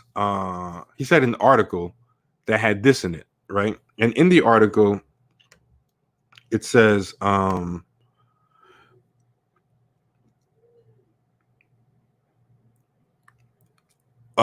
we still have to treat the mediocrity of black men, and they mean straight black men, like it is precious gold. The basis is saying that you have to handheld the mediocrity of black men.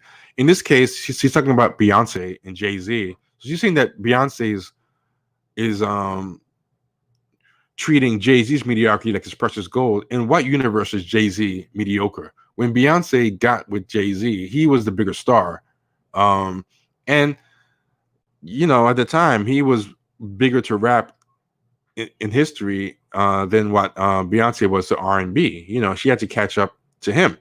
But we have to treat the mediocrity of black men like it is precious gold. In this case, claiming that Beyonce treats Jay-Z's mediocrity that way.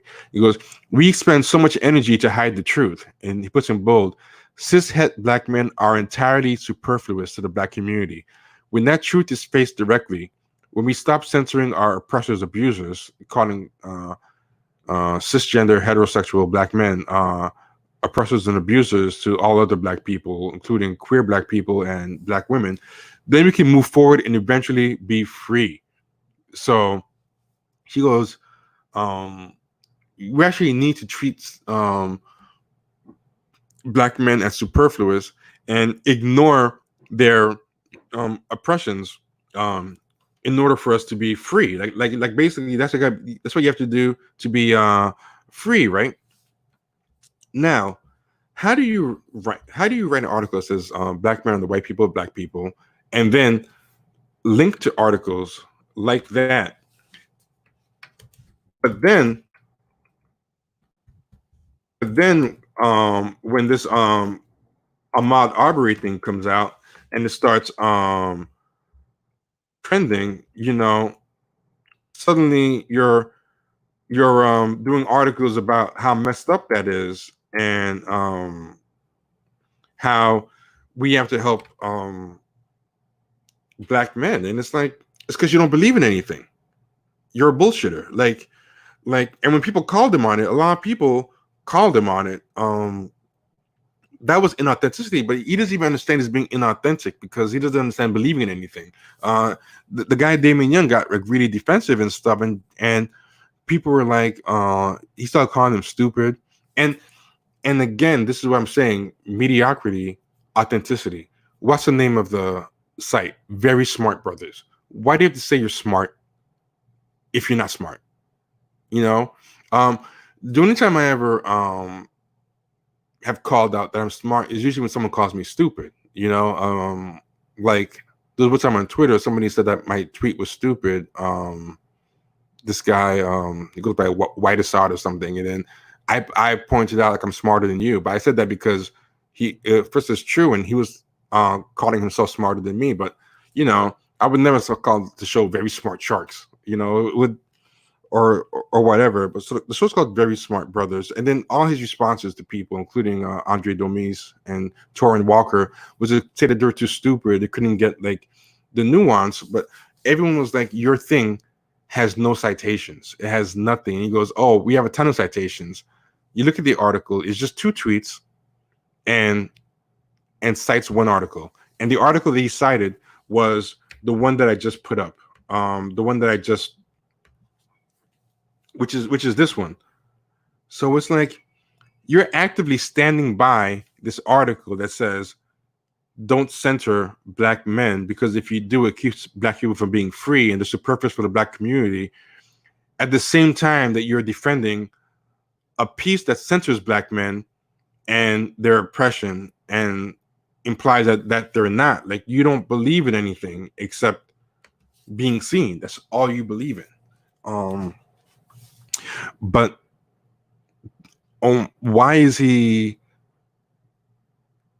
So he wants to defend his authenticity, right? Remember what I said: fear of mediocrity, fear of inauthenticity, right?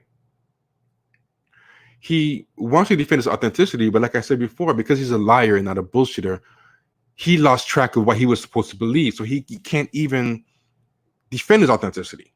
You know what I'm saying? Like, he doesn't even know what authenticity he's trying to defend. He just wants impression management to seem right. So even while he's trying to, because he's bullshitting and throwing out anything that sounds good, he's accidentally, this is what I said about, you will accidentally, if you're bullshitting instead of lying, you will accidentally tell the person which room the red ball is in.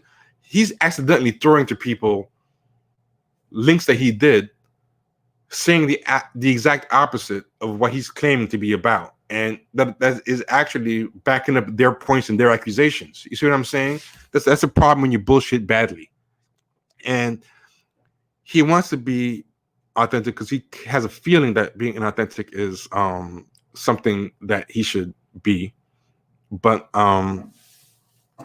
because he has no core values, he can't do it right. And he's afraid of being mediocre. So he calls himself Very Smart Brothers, and he keeps taunting people by calling them stupid, when the real evidence, based on how badly everybody was just roasting and out arguing him, was that he was a stupid one. He's the one who's mediocre. He's the one who's inauthentic, and he has to project both onto other people. So he has to call everyone who criticizes him inauthentic. And what, at the end of the day, does it mean when you say straight black men are the white people of black people? You're saying that straight black men are inauthentically black. So what are you saying? That's more projection, right? Not only is all their fear of being inauthentic and mediocre because of that, and that's what a neurosis is, and they're faking it till they make it in the wrong way, all their projections tend to be of the same caliber. Straight black men are the white people of black people because they're afraid they're the white people of black people. And that's projected on straight black men because they believe that, for whatever reason, straight black men are the epitome of what it means to be black in America, which is why they project that straight black men are actually the ones who think that they're the epitome of what it is to be black in America. Like, what they accuse straight black men of thinking about themselves, that they're the gatekeepers of blackness, that they're the most authentically black people, is really what they deep down think about straight black men. They think that we're the purest essence of being black. And when they call straight black men inauthentically black, by virtue of saying they're the white people of black people, what they're actually doing is revealing how they feel about themselves. They think they're inauthentically black. They think they're the white people of black people. That's why they have to be overly performative with their blackness in a way that these old shows, these old intellectuals, these old thinkers weren't. Which is why, black power, the power was in question, but not the black love. The love might have been what needed to be proven, but not the black. They were never proving the black part. But these people, everything they're about is proving the black part, blackish, black AF, mixed-ish, insecure. What are you insecure about? Well, one of the things you're insecure about is your blackness. All these people in the interviews is always like, I was too white for the black kids, too black for the white kids. That's always all their origin stories that all these people have. Like they write tons of think pieces about the first time they went to a black barbershop and the nervous breakdown they almost had doing it. You watch Dear White People, and there's a scene where the guy has to navigate a black barbershop and he's going crazy. Yet these are the same people who are going to call straight black men who have none of these anxieties about whether they're black or not. The white people are black people. Like, what sense does that make? How can you have only been black since like a couple of years ago, or still writing think pieces, navigating this stuff, and you're somehow calling other people, the white people, black people?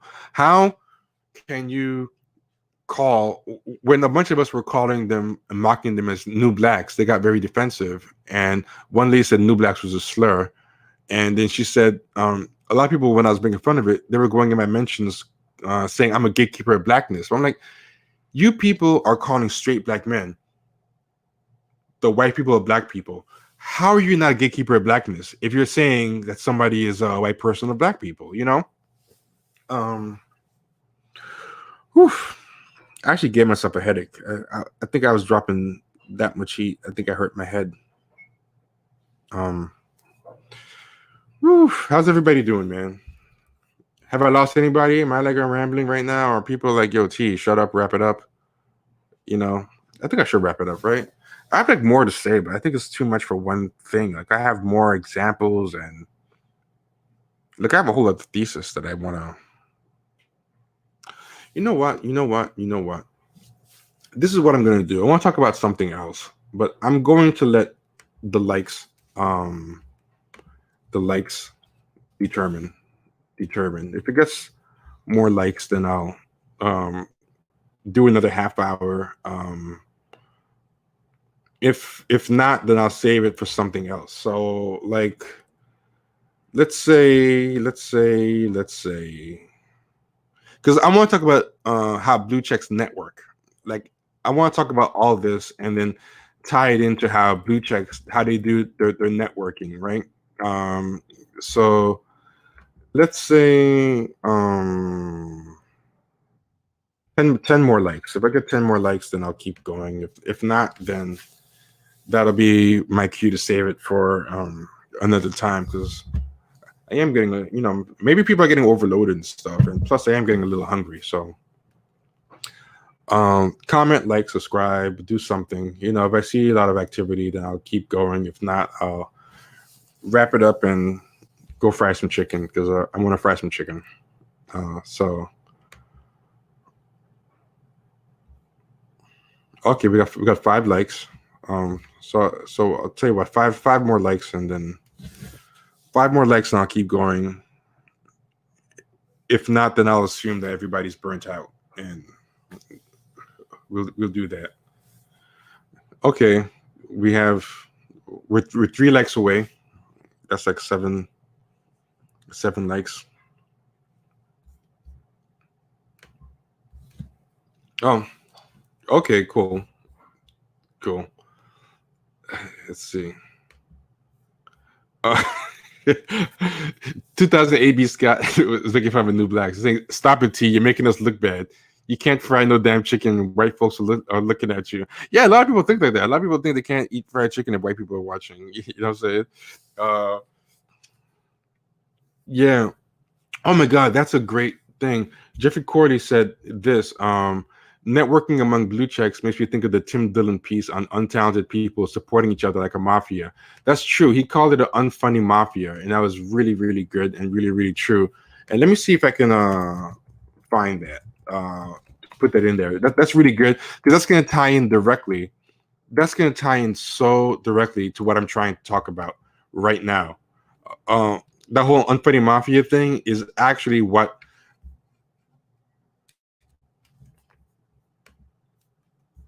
Right. This guy Tim Dillon was talking about this. Hold on.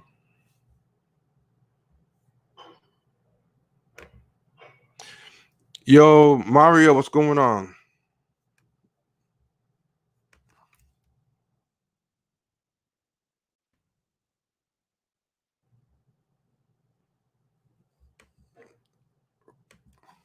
Hold on 1 second. I'm gonna pull up this thing.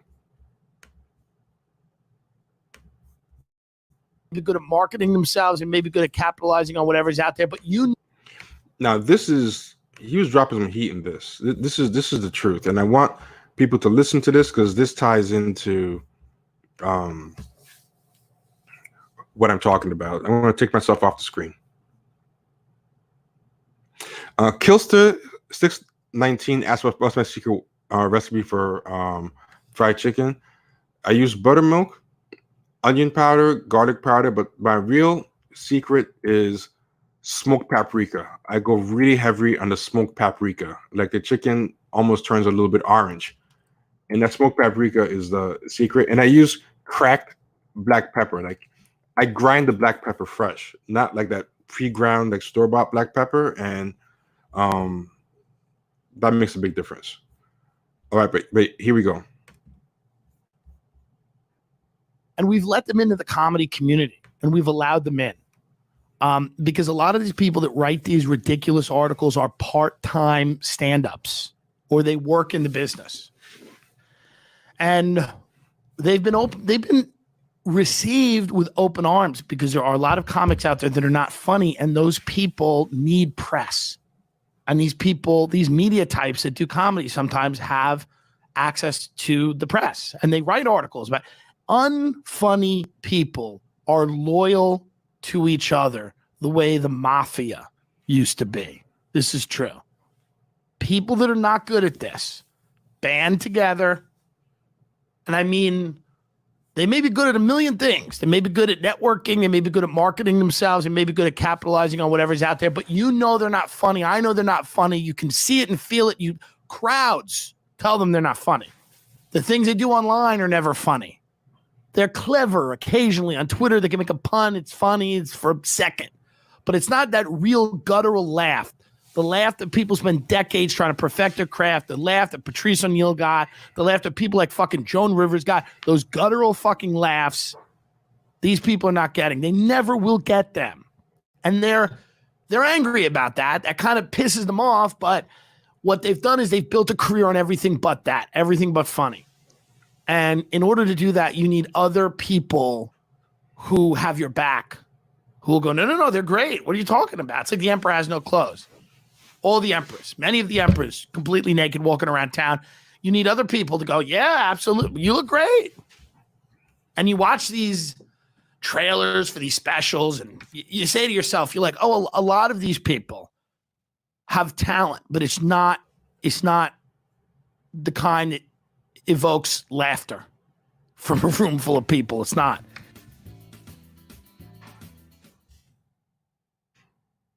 Yeah, so I think that's the whole thing. But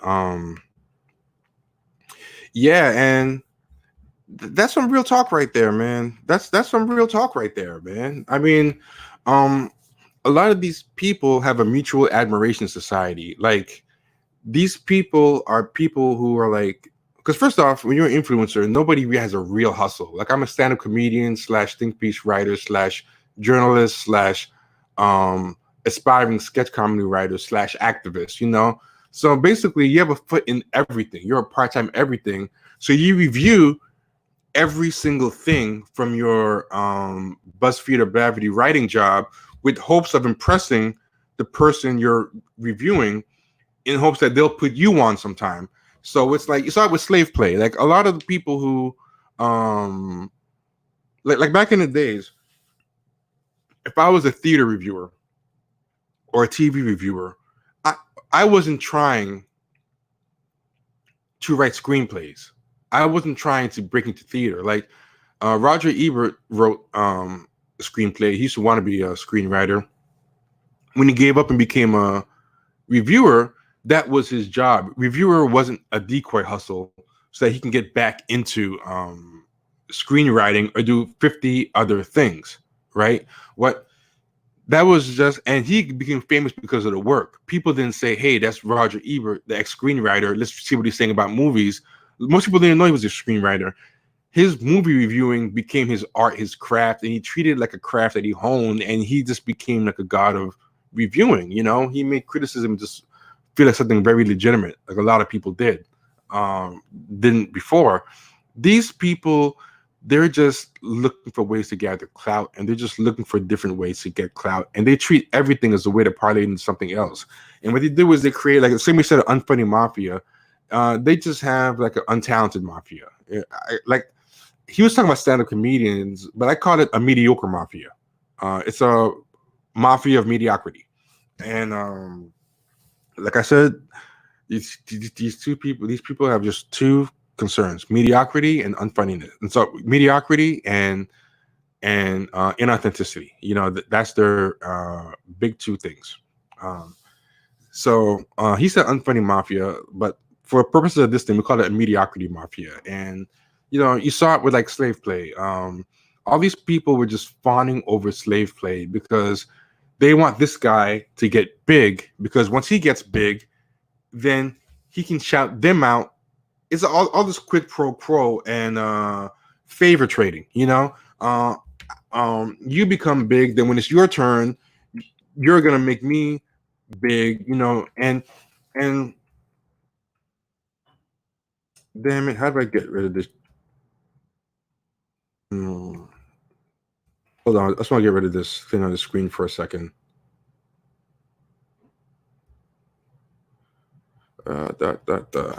Here we go. Just get rid of that. Okay, so it's like all these people don't want to even, and this is one thing about bullshit versus lying. I don't even think these people have no core beliefs. They have no true self. I don't think they even took the time to even form a genuine opinion of slave play. Like, I don't think they went in there with an open mind or whatever. They came in knowing they were supposed to and were going to like it. And all they cared about was bullshitting, was just telling people that this show was important, smart, brilliant, and necessary. Whether it was true or not, they actually don't care if it's true. It's very, in fact, not only do these people lose track of what's true or false due to bullshitting, right? Because usually bullshitters, through the act of bullshitting, lose track of what's true and false. It's even more insidious. The causation, the order gets changed, where they start fearing, if I form a true or false statement in my head, it's gonna get in the way of the bullshitting. So it's like someone who's bullshitting might want to keep track of the truth, but they lose it by virtue of the act of bullshitting. These people, losing track of the truth isn't a bug, it's a feature. They will preemptively not form a truth just that they can bullshit to their heart's content. Like, they know they need to bullshit. So they're like, I'm not going to form an opinion. That way I've nothing to betray. That way I've nothing to sell out. That way nothing's going to get in the way of the boot that I have to lick. Right? iSound Info said, if you're a cornball, supporting another cornball to get big is part of the proof of concept to the other outside world. Yes, if that cornball becomes big, now you look validated in the seats and as a cornball, and also it's easy to call you up to the big leagues. Like, this cornball winning, you know, makes me more plausible as being the next person to be called out. And I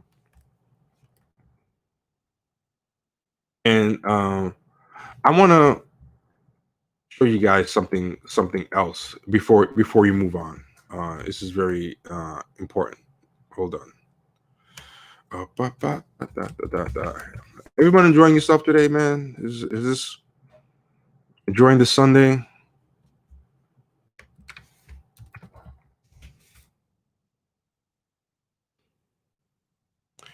Okay, here we go. I'm going to share it right now. It is something else that Roxane Gay said once, and she ended up having to take this down because it got so roasted. But apparently she didn't learn, because what she said this time was a variation, the same thing that got this last thing roasted. But this kind of shows what I'm talking about not having a core self, not having authenticity. When she took down the first thing, right, which I'm going to put on now, she clearly didn't know why it was bad, because she has no core values or anything outside of popularity and being good at networking. Because what Tim Dillon said was important. He said that they do have a talent, but their talent is networking and politicking and doing quid pro quo, right? So she put this up, and it says, if you can read it, even get to be the token, you have to be excellent. I'm writing a whole book about this out in 2020 from MIT Press, and then she tags them. So let's digest this in terms of everything else that I was saying. You know, the thing, a lot of times people will put yes in the comments, but because I'm actively talking, I have no idea what it's in reference to. So I'm gonna take it as a yes to the whole 2-hour thing. Because yeah, I never know what what I'm getting yes for, you know, but I enjoy seeing it regardless, right? But yeah, so let's break this down, right? In terms of everything, because I'm trying to give you all the tools to really understand these people. I think a lot of people intuitively feel the things that I'm saying, but they don't really maybe have had the vocabulary or the obsessive mindset I have to kind of break things down with pattern recognition, right? But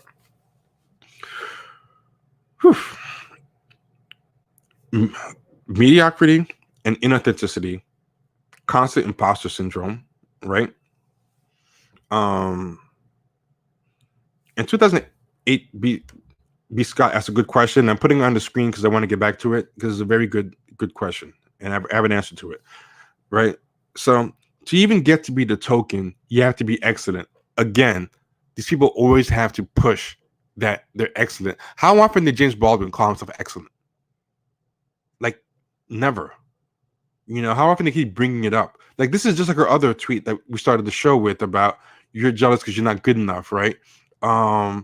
Like, she knows, not only is she afraid of being mediocre, she kind of knows deep down she's being chosen because she's mediocre. Like, there's nothing in her what she says to offend or scare anybody. It's just harmless. It's nothing. You're not gonna break your brain reading her stuff. And she's kept around for being mediocre, right? So she kind of knows that, and she's defending against it. You know, she's saying to be the token, you have to be excellent. And again, when you're an imposter, when you're bullshitting, when you're lying, you have to project on other people. So I'm not mediocre. You're mediocre. I'm right. But then this is what Tim Dillon said. This is the one thing that people are good at. They're good at networking and selling themselves and getting their names out there. So even in the middle of this, she throws in, by the way, I'm writing a book about this out in 2020 for MIT Press. Tags MIT Press. The point of tagging MIT Press is that, you know, they will then retweet it. So then people follow MIT Press will now know that she has a book coming out. That's the hopes of it. So I'm sure MIT Press was one of the people who actually did retweet that tweet. And it just shows, like, this is what Tim Dillon was talking about. This is these people's skill. This is these people's thing, to constantly sell myself. That's what they're good at. And they create, and that's what they're good at. They're good at, like, I'll say this. Almost all these things are more popular than Champagne Sharks. I'm not good at that part. I'm good at doing the work.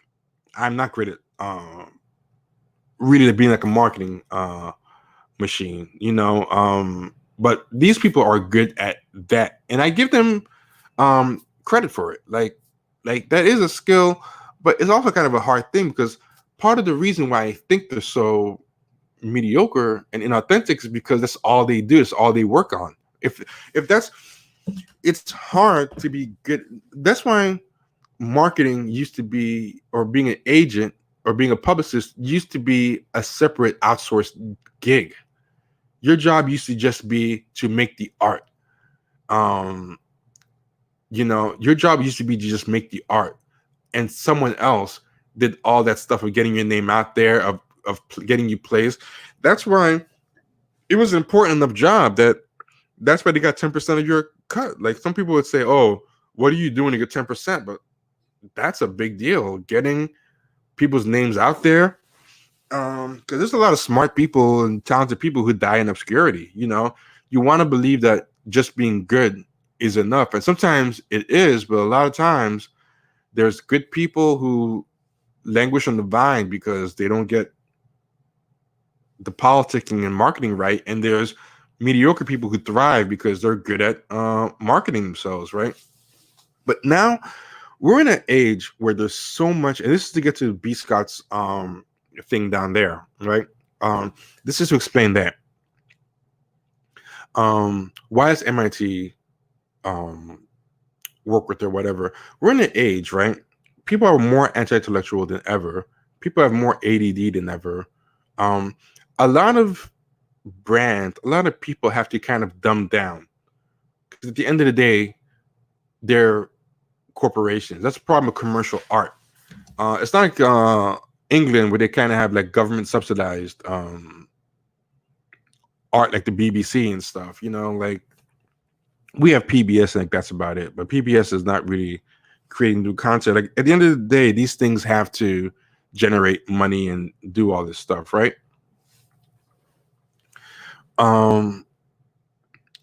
No, nothing's profitable anymore. Everything's declining. Movies are dying. Like media is more popular than ever as far as being consumed. We're in an age of peak consumption, but the actual companies are less and less able to make money at it. You know, with all the pirating, with all the streaming, with the race to the bottom of making everything free or pennies and being subscription based. And they sold all their business models for online clicks. Like they thought they can click their way to profitability. It ended up not being true. So we're in a place now that everything, it's the weirdest paradox.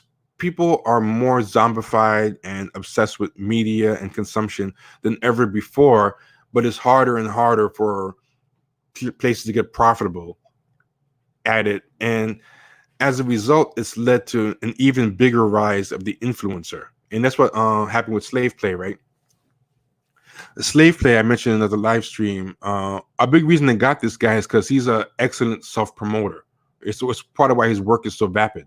You know, it's like a giant collage or a pastiche of other stuff. He spends most of his time on social media. He's on every, like he's popular. Like he's been out for like years. You forget this guy's only been around like for a year. The level of stands that he has and whatever. And again, the decoy job thing, he's already branched out into screenwriting. He wrote a movie based on tweets. He wrote a movie based on Twitter thread. They expanded the Twitter thread into a movie, and it played at Sundance, right? Like these media companies are so desperate for a sure thing. They want you to come with your own audience. They're desperate. Roxane Gay, for better or worse, comes with her own audience. Now, this is the model that they're hoping for. Even to do serious stuff, right? Like, say, for example, things like Sony, CBS Records. A lot of people used to hate like the NSYNC and the boy band stuff and all that stuff. And I read an article where someone was saying people hate Britney Spears and Christina Aguilera and all this vapid stuff, but that stuff subsidizes our prestige stuff. We need that stuff because we don't make that much money on jazz. We don't make that much money on world music, but it brings prestige to the brand. It wins us awards. It makes it seem like a real international company. But the reality is music is dying. This is when Napster was out. All this stuff is dying. We need this stuff to survive. So Roxane Gay, inexplicably, for whatever reason, has a legion of followers, particularly because she's vapid. And in this anti-intellectual world, people like that. You know, she is an intellectual that doesn't challenge you to be intellect. She's you know, it's easy, complicated stuff. The stuff you read from her, like, you know, but it's not anything that's going to be hard and challenging to you as a reader. You know, if you're like a wine mom, wannabe white ally, yoga mom, you can read Roxane Gay and consume a type of allyship that requires absolutely nothing of you and is just feel good pablum, right? It's just someone said she spouts white feminist platitudes, revolution. That's perfect. That's a perfect example. But you know, she gets those numbers for that reason. MIT Press signs her because they know she's going to sell the same way all these mediocre people are being signed all over the place who are basically influencers. The same reason why they put Slave Play on Broadway, because they think this guy, he's going to bring his audience with them, because these people are running out of ways to get eyeballs. The old ways aren't working. kids are on their phones, kids are on social media. There's a bunch of olds running the companies, and they don't know how to reach these kids. If you show up with your audience, right? And you know what makes her even better than a Jeremy O. Harris from Slave Play? Jeremy O. Harris just has social media followers, right? But it's free to be on social media. A lot of these people who are only social media popular, they don't want to spend money. They just want to pirate shit or just be seen talking about it and go viral talking about whatever a new thing is. But they won't go see Slave Play, a lot of them, right? Or they'll go to the free show or the reduced ticket show or whatever. Yeah, a lot of people saw championing slave play who were doing that kind of mediocre mafia of all like backing it up. A lot of them didn't even see the thing, they were like standing for it so hard and going against anybody who went against it. Roxane Gay is not just social media popular. She has a track record of actually converting it to profit. Like, she will move units. So MIT Press will attach itself to it. A lot of people won't say it's mediocre because they don't want to look racist or sexist, and then that will subsidize maybe some of the legitimate stuff that they do want to attach to themselves to. But in a capitalist society, at the very least, is going to help get them profitable for that year. So there's that. But to go back to the mediocre mafia thing, they have all this stuff. These people are like, they have no one gig because all they want to do is be popular. Same like Amanda Seales is one of these people. Is she a stand-up comic today? Today she's a talk show host. Yesterday she was a child star. Now she's an adult act. Now she's an adult show actress. Now she was a rapper at one point, right? When you have a foot in every pot, because all you want at the end of the day is to be famous. You're not reviewing like Roger Ebert because you have a passion and a calling and a commitment to being the best reviewer you can be, or journalist.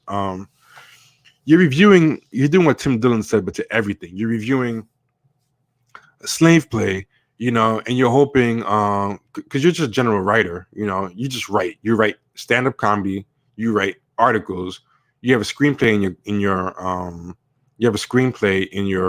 drawer, you have an unfinished novel, you write tweets. You're just a writer. You're not a screenwriter, you're not a novelist, you're not a playwright, you're just a writer. And right now your writing is think pieces, and you're good at going viral networking. You're gonna positively review every single thing. You have a big social media following. The person you're writing about, you're gonna tag them.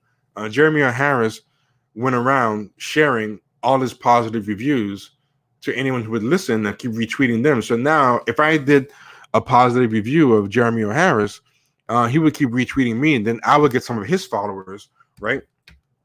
That's part of that mediocre mafia, right? Now, I want to do something else of another way how this pays off.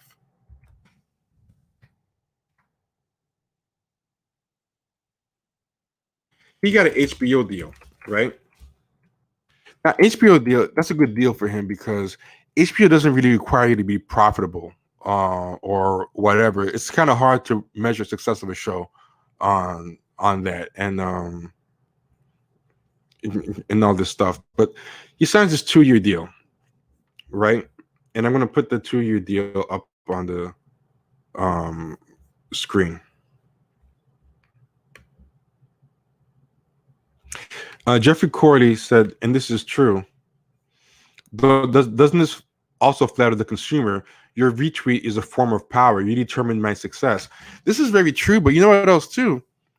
There's not much difference between the consumers and the producers. The producers are consumers, and the consumers are producers anyway. That tweet is an act of production. All these consumers all want to be influencers themselves. So even their audience members all dream of breaking in and being Jeremy or Harris. Like, a lot of the people that went to Jeremy or Harris Blackout show were all tweeting him saying, hey, by the way, Jeremy, I want to do plays too. I bet you they didn't want to do plays before Slave Play came out. They just saw like their type of black, like one of these new blacks, make it big at something. Their dedication to writing plays probably started when they saw Jeremy O'Hara get clout at it. You know what I mean? Like what they really want to say is, hey, I just want to be famous as a creative. That's a big word now. Creative. Creative is just vague enough that you can just be ready to pivot in any general direction. Like this word creative, like what does it even mean? You know? But anyway, this is his thing, right? And so he has this show, which I'm sure is not gonna get like a ton of ratings, but they don't really measure things by ratings so much. They have a lot of, it can go down as one of their like prestige pieces and stuff, because we got this Broadway guy and stuff. But it says slave play playwright Jeremy O'Hara has entered a 2-year overall deal with HBO and is developing an untitled pilot, as well as returning to HBO series Euphoria as a co-producer. The overall deal, I'm going to highlight it. I hope you can read it. The overall deal includes a discretionary fund that Harris can use for new theatrical projects, which he will commission, enhance, and produce for himself and others, says HBO. Right? Now, let's digest this for a second, right? That's an interesting thing to ask for. He asked for a discretionary fund that he can use to put other people on. That's part of that mutual admiration society these people have, this mediocrity mafia. He's making things that aren't profitable, but the only thing he cares about is building his own brand and making himself more popular. So slave play was unprofitable. Everybody lost money on it, but he netted so much clout, so many followers. It was successful for the project that he had, because his project wasn't about the work. His project was about his name, himself. So someone might say it was a failure, but it's only a failure if you were about the work. If you were about your brand, if you're about yourself, it was a success. The project wasn't slave play. The product was Jeremy O'Hara. And he didn't really care if it made money. He was always into promoting himself before this thing happened. His self-promotion got him to play. Getting the play allowed him to fuel his real project, which is more self-promotion. The play was a decoy job. It was a decoy career. So now he gives himself this discretionary fund. So basically, if you were part of the mediocre mafia that is a creative, that wants to do stand-up, that wants to do playwriting, now maybe you can call in this favor and get him to spend his discretionary fund on you. Plus, this puts him as now the queen bee at the Mean Girls table. You know, now this raises his profile, which is really all he ever cares about, getting bigger. That makes him a bigger player. Now you've got to kiss my ass even more. I've been upgraded in the mediocre mafia. Now I'm a capo. I went from a capo to a godfather in the mediocre mafia. You know, now I have this discretionary fund. I think probably the discretionary fund is probably even bigger a deal than the pilot for him.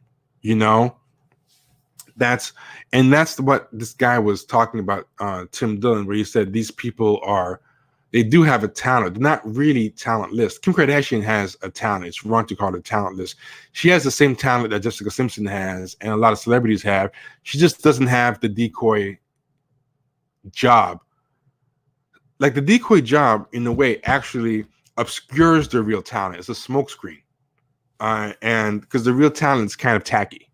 But it's becoming less and less tacky to have that talent. Now people will straight up admire you for being good at self-promotion. Like, you don't even have to hide with smoke and mirrors with a decoy job anymore. That stigma, a lot of it is gone. So it's really good for someone shameless like him. People will defend people by telling you, well, look at all this clout, look at all his followers, you're just jealous. Like it's a different type of fan base. So the real deal that he cut, people think he cut a deal for a show and executive producer credit. But the show's it's already untitled. It's whatever. That's a decoy benefit to make it seem like he's a real creative. He cut a deal for influence. He cut an influencer deal. That money is going to let him be an even bigger influencer. And here's a good question. My answer, I don't know. I wish I did. I mean, I feel a big part of wisdom is admitting when you don't know something, and I don't know.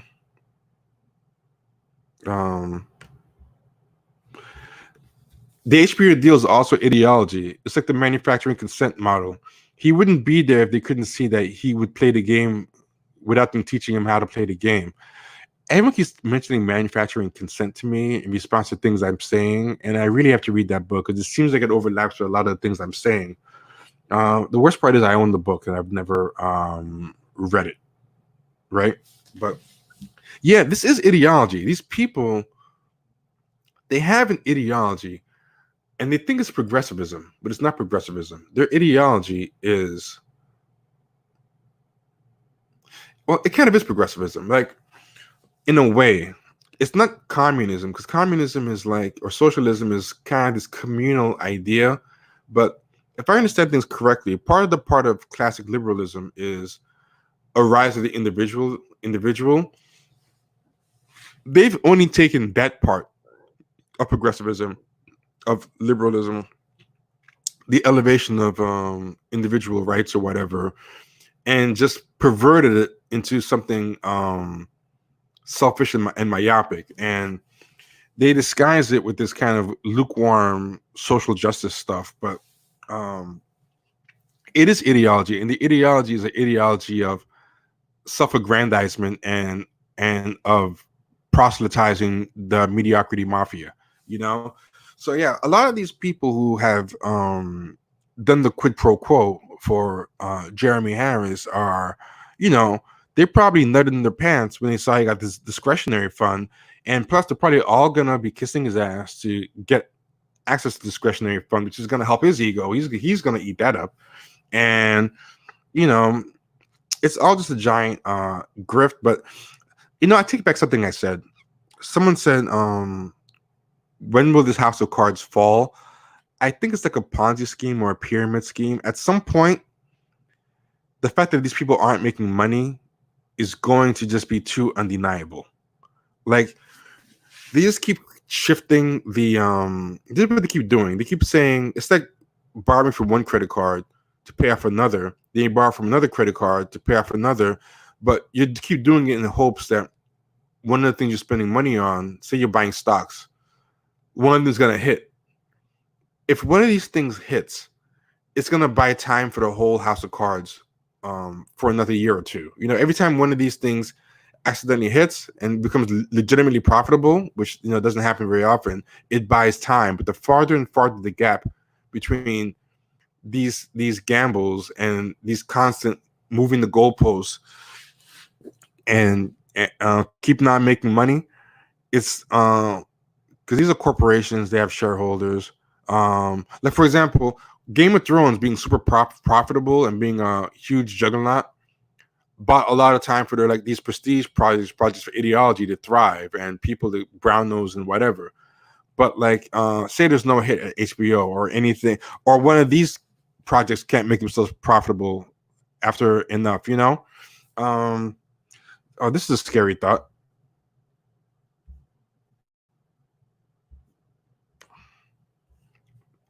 Well, this is a scary thought.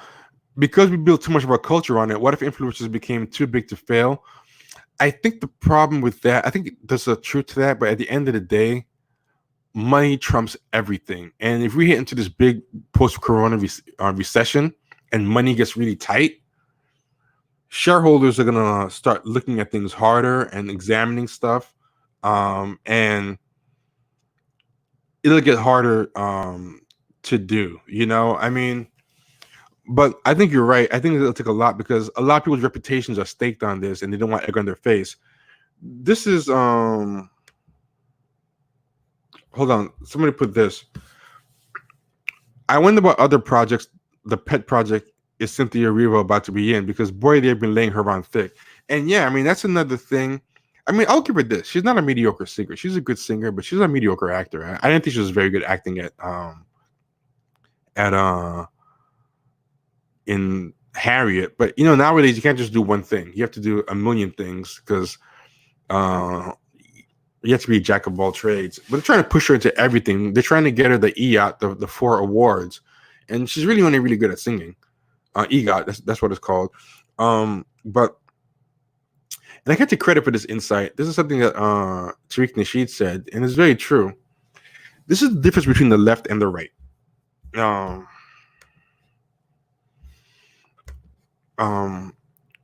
Conservatives get off on the idea of black people being stupid. That's why they love the bell curve. That's why they love that's why they love buffoonish black caricature, or you know, speaking with Ebonics or whatever. It's flattering to the self-image as overt racist. So conservatives like, I mean, there was a slight change when conservatives were trying to be more respectful, like during the age of Bush compassionate conservatism, where they were trying to be more like liberals and be like, hey, we elevate black people. Look at Condoleezza Rice. Look at Colin Powell. Look at our pundits. We have people like Thomas Sowell. But that was a blip in the radar that corresponded with compassionate conservatism. But, you know, when that passed, when Trump blew up and everything, they went back to type. They went right back to type. But type for conservatism, conservative tokens are, we want you mediocre, but part of the joke is that you're mediocre. So they're like Jesse Lee Peterson, they're like Diamond and Silk, like girl, and doing all this caricature of blackness. They like their sellouts as buffoonish and uncredentialed as possible. So they're useful idiots. They part of the joke is to have him, you know, like Ben Carson. They like to they like that he does gaffes. They like that he's ridiculous. They put pictures of him, like when those 4chan people put heads on different like there's this I'm gonna show you an example because this is a good example. What's the name of that movie? What's the name of that movie with The Expendables? Okay, yeah. Hold on. Just give me a second.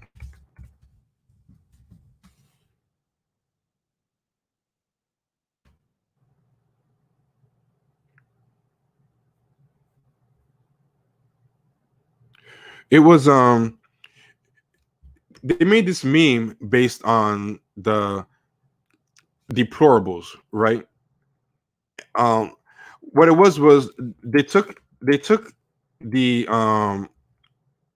Expendables and they made it the deplorables. So the Expendables was this movie from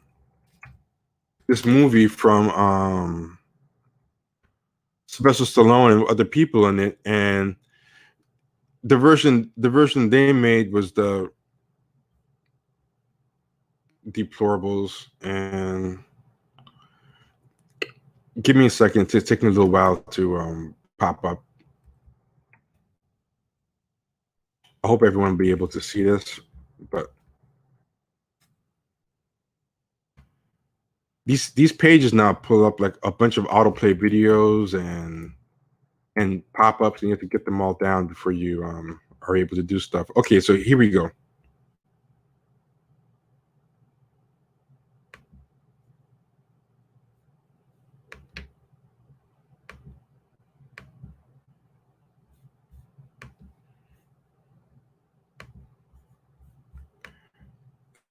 So they put up this thing, right? And the whole thing was about making their side look as badass as possible on online, right?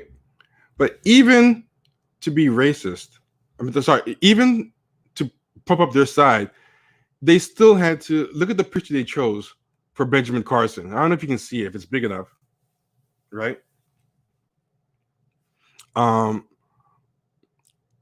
They had to put like the most jigaboo buffoonish picture. Everyone else gets kind of like a badass picture, and they put him bucking his eyes and like, ooh, right? Like that's part of the joke. Like their black tokens have to be like a step and fetch it in the mix or whatever. Even to own the libs, even to blow up their side, they can't help themselves. So that's why they want Diamond and Stoke. That's why they want Jesse Lee Peterson. That's why they like all these people. Now, liberals are different. Their self-image is they want to believe that they're these beneficent benefactors. Like they think black people are stupid too, but they think of black people as when your servant's kid goes to college and you feel proud. That's how they look at things, right? They like when even if the servant's kid is generally smart and generally smarter than them, you know, they will still look at it. Oh, isn't that cute? Look at what he did. Oh, what happened, Beulah? Junior got into college. Oh, isn't that great? We're all proud of him. You know, here's an Amazon card. You know, it's kind of like a patronizing type of thing, but they like their sellouts credentialed. Like a good idea is if you ever watch West Wing, which is like a dream thing to these people. There's that black character who's like from the hood, had a hard life, and by the end, he's getting into college. But there's a sense that it's the white people who redeemed him in that thing. Yeah. Someone they think of black people like dogs, like something they could take credit for. Like we discovered him as his diamond in the rough, and we elevated him. So they like credentialing their sellouts. They like credentialing their tokens. So that's why white liberals are obsessed with her getting 4 awards. Like they don't even care what she gets it for. Like it's the weirdest thing. It's not like every time they announce anything that Cynthia Erivo does, the thing hasn't even come out yet. Like when they announce Harriet, all like these patronizing white liberals who love her as like their pet Negro, they're all like, "This will get at the EGOT," and it's like you haven't even seen the thing yet. Like, so it's about the personality. They don't care about the work, but it's not even about the personality. So that's the difference. The conservatives want you based on how non-credentialed you are. The liberals want you to be credentialed. Like the proof of concept for the token for the right winger is how buffoonish he is. The proof of concept for the left winger is how credentialed. It's like Baby Simba and the Lion King. They want to hold the token up and let people see. Look how credentialed our token is, and that somehow makes us look better somehow. Like we're lifting up these Negroes and making them. We're putting these. We taught this gorilla how to wear a suit and set a table, you know, and he could even write a play. I mean, the play is gonna look like a gorilla wrote it, but you should be proud because it's a gorilla, and what can you expect from them, you know?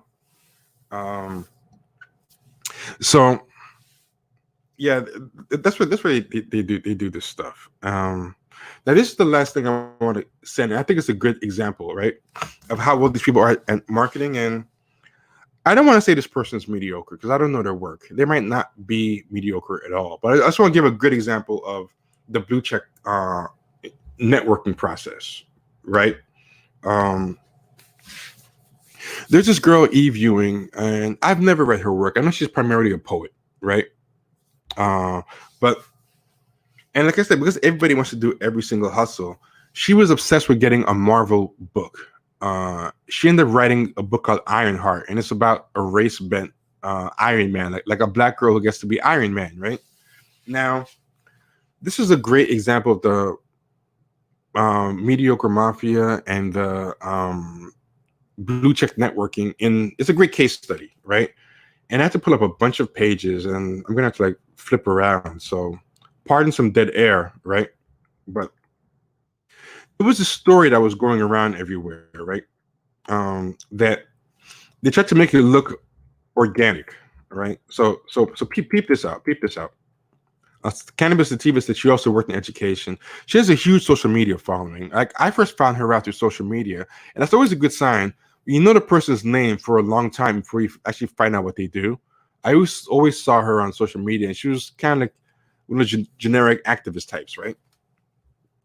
So peep this, and we're gonna end it with this example, right? So she was on this episode of Code Switch in November 2017, right? Now check this thing out. At some point, they're talking to her, and Gene Demby and somebody else are talking about her, and they talk about her being a poet, and she has like other stuff going on. And one of the things they talk about, let me see if I can find it. Here we go.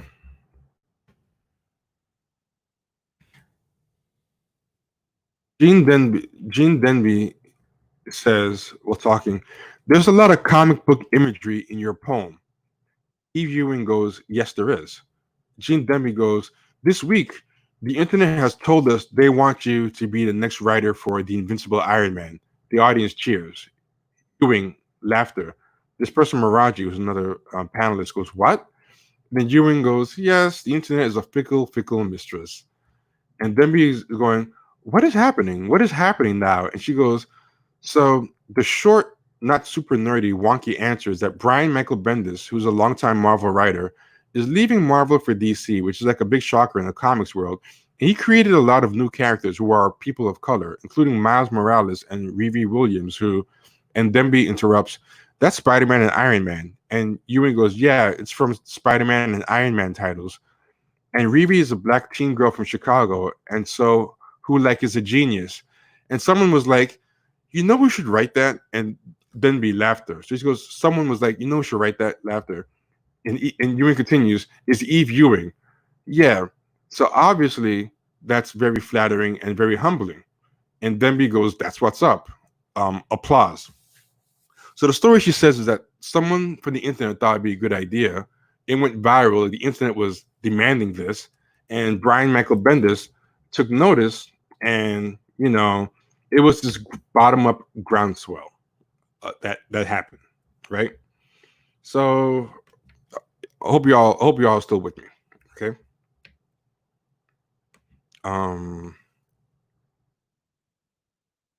Here's another article about the same topic, right? So first off, that's Gene Demby. He works for NPR. You know, it's kind of part of that clique.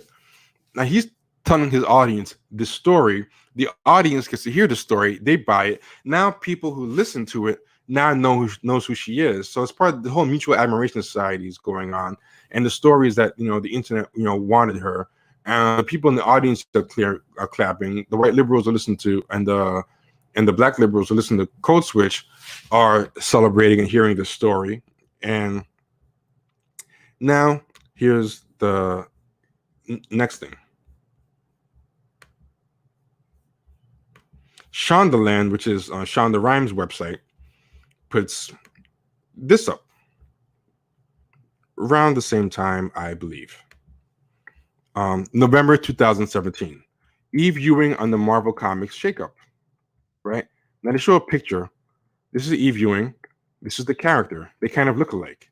And that's another thing, because so much of the stuff is on optics. One of the reasons people are using why she should write the character is because she looked like the character, as if that was relevant to anything. And I want to make clear, I'm not saying this woman's not talented. I'm not saying even the book is bad. The book might be very good. It could totally be good. I don't want to act like I'm shitting on the book. I just want to use this as a case study to illustrate something I'm talking about. So then,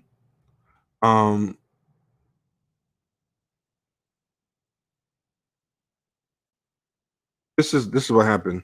Let's talk about Brian Michael Bendis leaving the book of this black character he created. So this white guy created this character, and they want to talk about this girl getting the thing. So Shonda Land, which is by Shonda Rhimes, so part of that clicked in, has this article, and it's written by somebody who probably themselves is a wannabe influencer. Shonda Rhimes didn't write this. It's a probably freelance writer or staff writer who wrote this, but probably dreams of writing comic books and none of these people want to write comic books really for a love of comic books, but they're hoping to get like a Marvel movie and break into TV or movies because that's big now, They probably wouldn't want to do comics 20, 30 years ago, and it was just not an entertainment company, and it was just writing for other comic nerds, Comics have become big business and a gateway or a stepping stone to other real entertainment, right? So the article goes, they put a blurb here. Everyday white men in comics, journalism, TV, movies, and so on write about lives they never lived. Basically saying, even though this white guy created this black character, he didn't live it. This girl lived it and even looks at the character. That's why she deserves it. It's advocating for it. It's not just objective coverage. It's, part of that thing that Tim Dillon was talking about where they work to push each other. That's what these people are good at. So it goes, once the shock abates, it's not hard to see the opportunity here as well. Bendis did plenty of good work when it comes to helping diversify Marvel's slate of titles, but he was still a white man writing characters many felt could have done even more under the thumbs of writers of color and women. His departure leaves an opportunity for Marvel to purposefully hire writers whose backgrounds more closely align with the characters Bendis created. So they're kind of saying, even though Bendis created his characters, these people, and this is a good example of like perverting identity politics. These people, because they share the identity of his characters, actually understand his characters better than he does. He's unqualified to write his own characters that he created, right? And then it goes, what's become obvious is there's such a difference when we're telling our own stories, because we understand ourselves as a full three-dimensional people, says Chicago-based writer Eve Ewing, whose name has been floated by fans as a possible replacement for Bendis on Riri's book, Invincible Iron Man.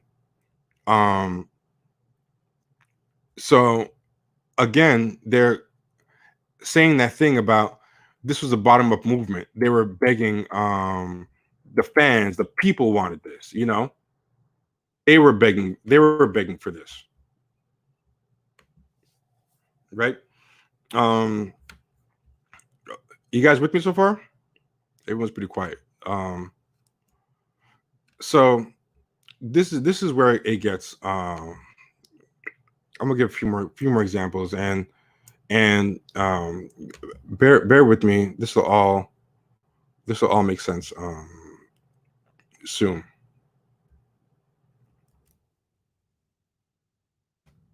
Another article from November 2017.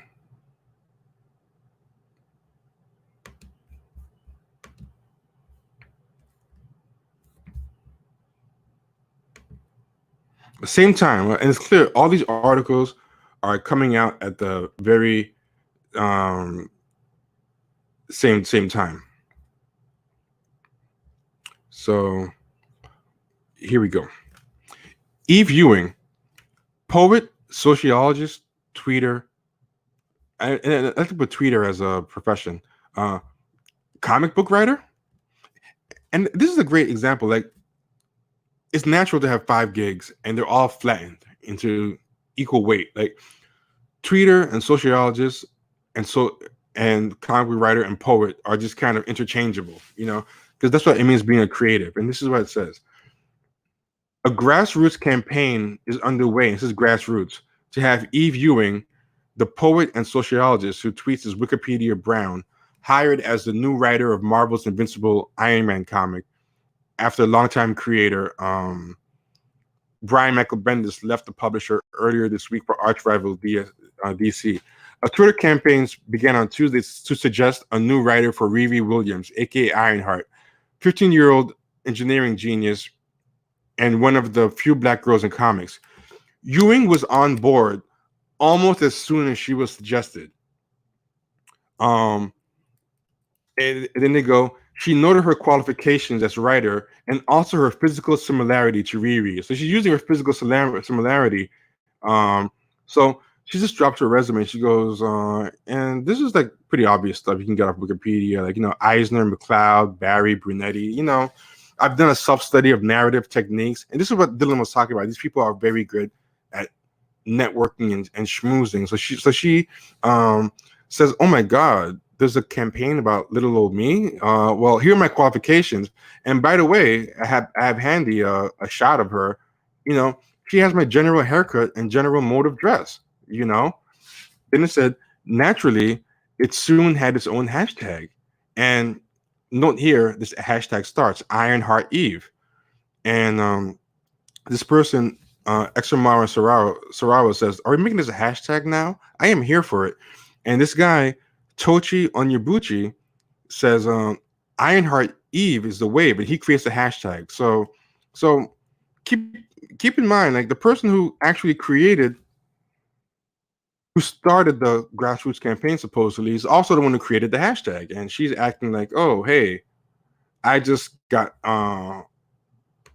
put onto this. Oh my God, little old me. I got chosen for this. I can't believe it. But here are my qualifications. I happen to have handy anyway, right? So here is where it gets when you dig further, you start really seeing how things work.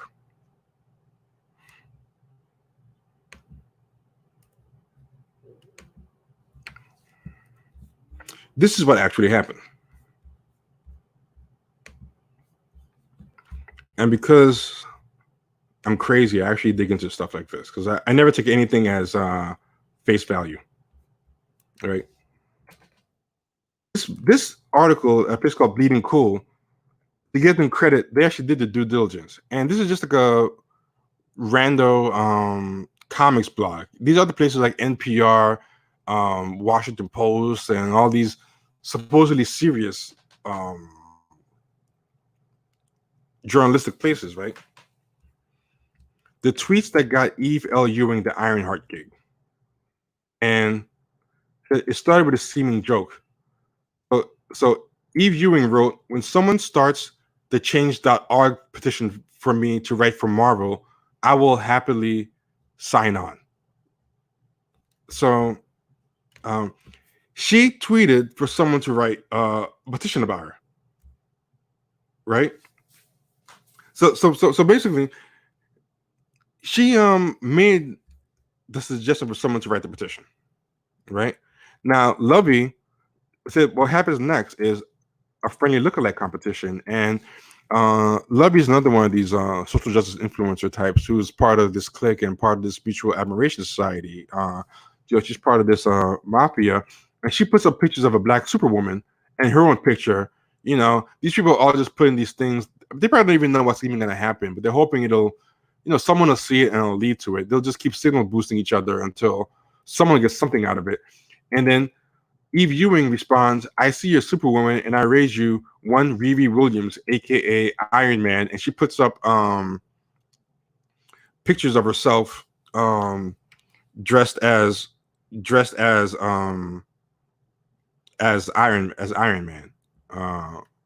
No, looking. She puts up pictures that make her look like she's putting up pictures that make her look like Riri Williams, right? Now,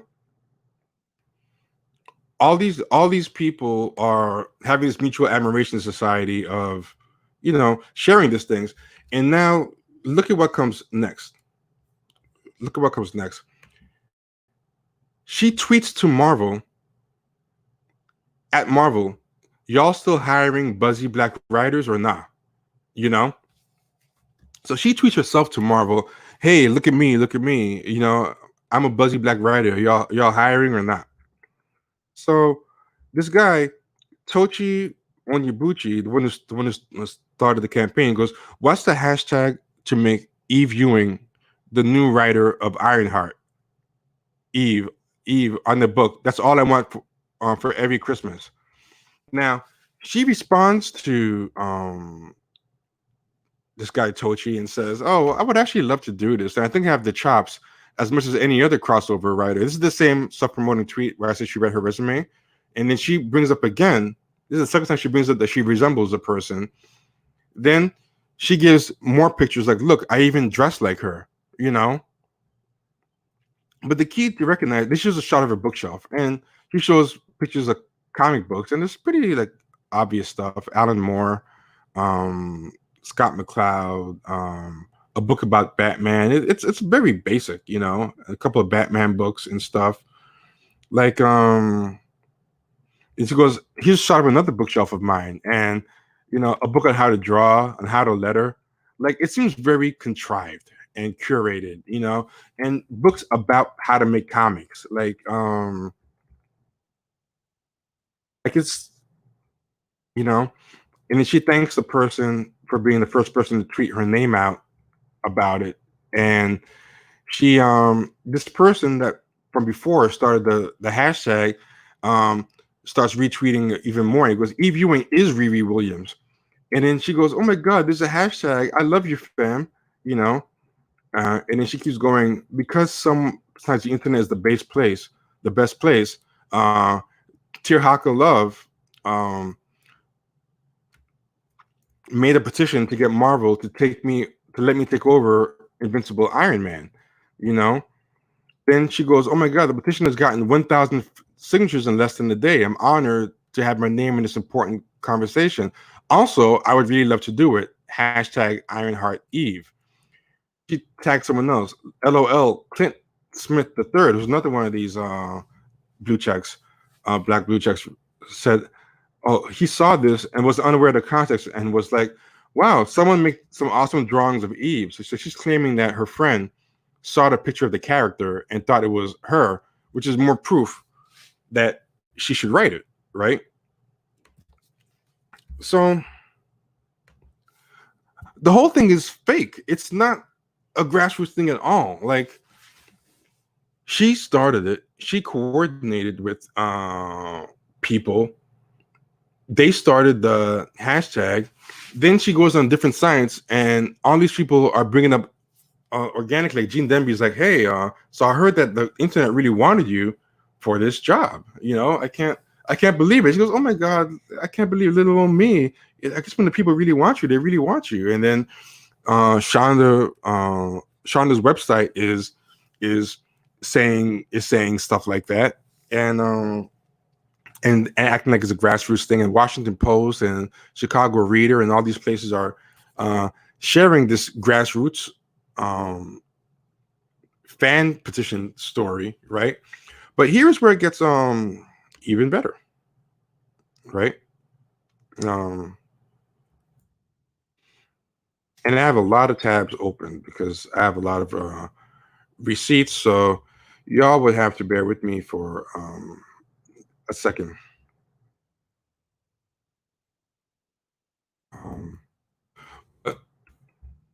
Here's a good example of that mutual admiration society, and not all of them have to be famous. Like, some of these people have blue checks. They have jobs in the media or whatever. But a lot of these people are just fan blue checks. Like they're not actually blue checks, but they want to be blue checks. They're people who are in the trenches hoping for the day they can be a blue check themselves, and they just kind of worship these blue checks because they kind of have this feeling of mediocrity and inauthenticity themselves, and they kind of aspire. So if you look at all the responses, you know, people saying that they signed, most of the people who are signed are people who follow her, who have the same type of profiles or backgrounds, who are just following her lead. Like she weaponized her social media following and got all these people to be like, oh yes, let's go. If you click on a lot of the profiles, they're like creatives. This one person said, I've never read a comic in my life, but I say you go girl. So this person probably clicked it and doesn't even know comics. They just know clout. You know, they know this is, hey, this is a job. You getting the job is going to help me. And then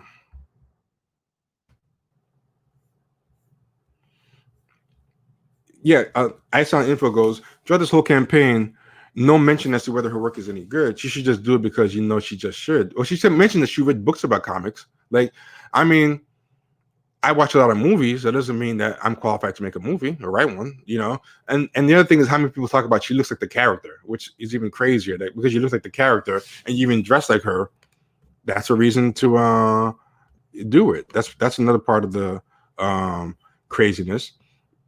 But I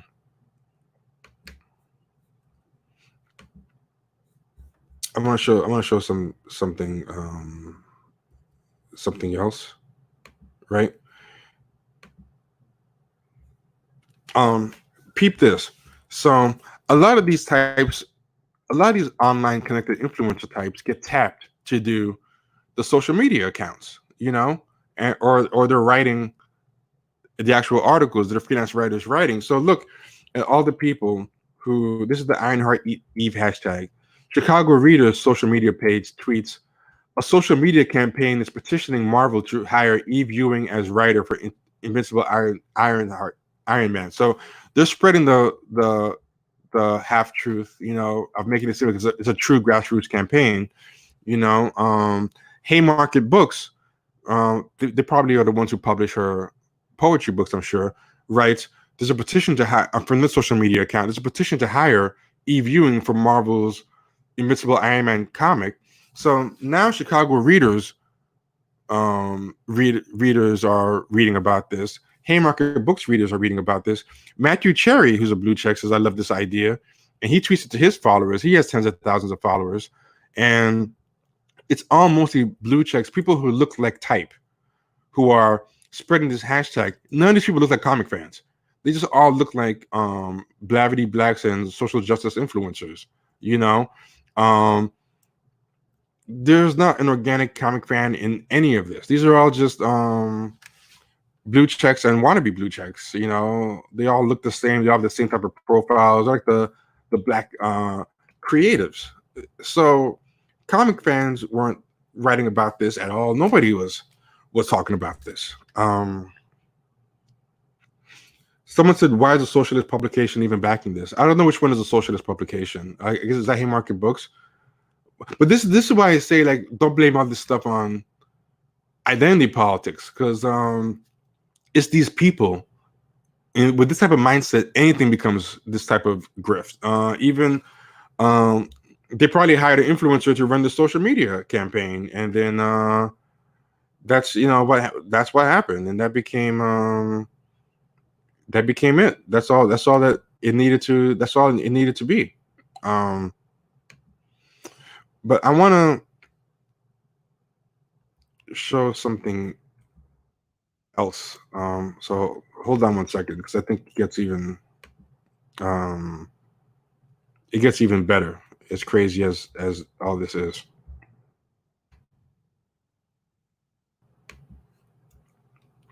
But I have to find the tab.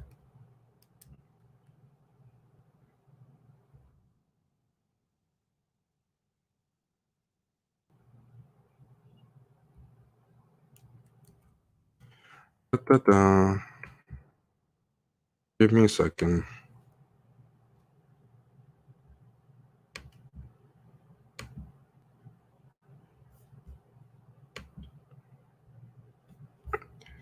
I'm going to have to find it.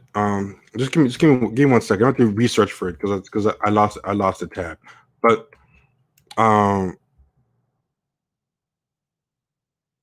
basically, the guy who created the hashtag has an interesting history, and it's worth diving into. And I want to dive into it real quick. So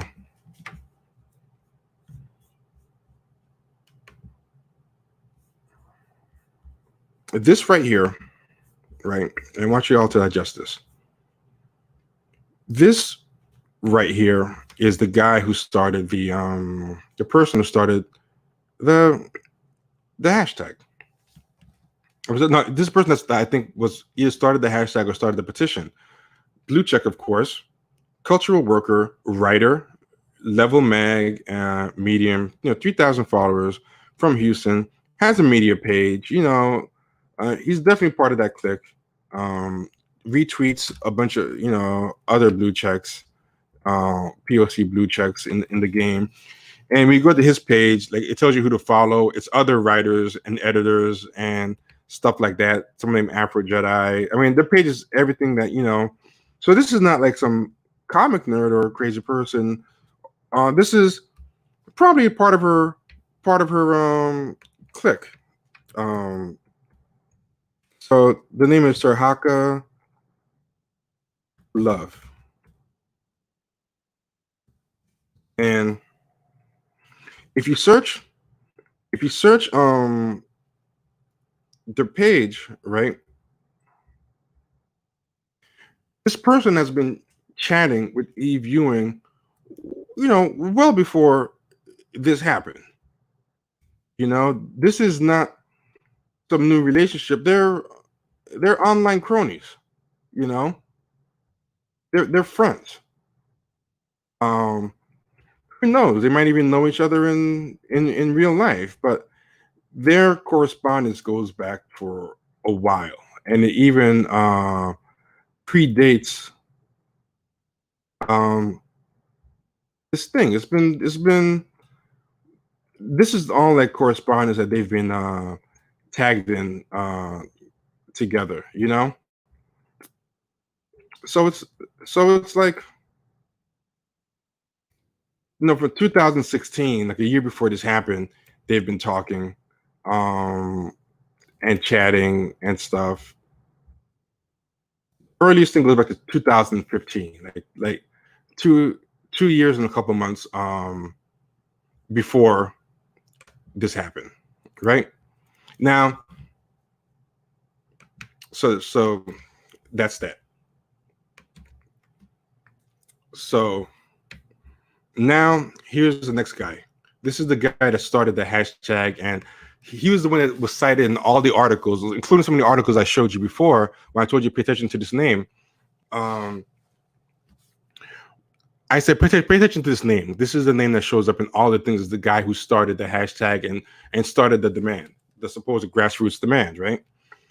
His name is Tochi Onyebuchi, 6,000 followers, has a website. He's repped by an agent. He's an author of multiple novels. He has a media and publicity person. He has his pronouns in the profile to show he's like part of that group. So this guy isn't just some regular comic fan. Like he's a writer. He's part of the clique. He doesn't have a blue check. Like for whatever reason, he didn't apply to one or he didn't get one. But he's not like just some regular unwashed comic fan. He's a mover. He's in the industry. He's a writer. So then the next question is, does he know her? Does he? And I'm sure you guys already know what the answer is going to be. But this is December 2017, 1 month after the grassroots thing, and she's tweeting from an event that this guy is at.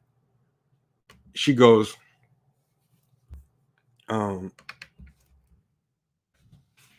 "This is Tochi True Story reading at the last 7 Scribes event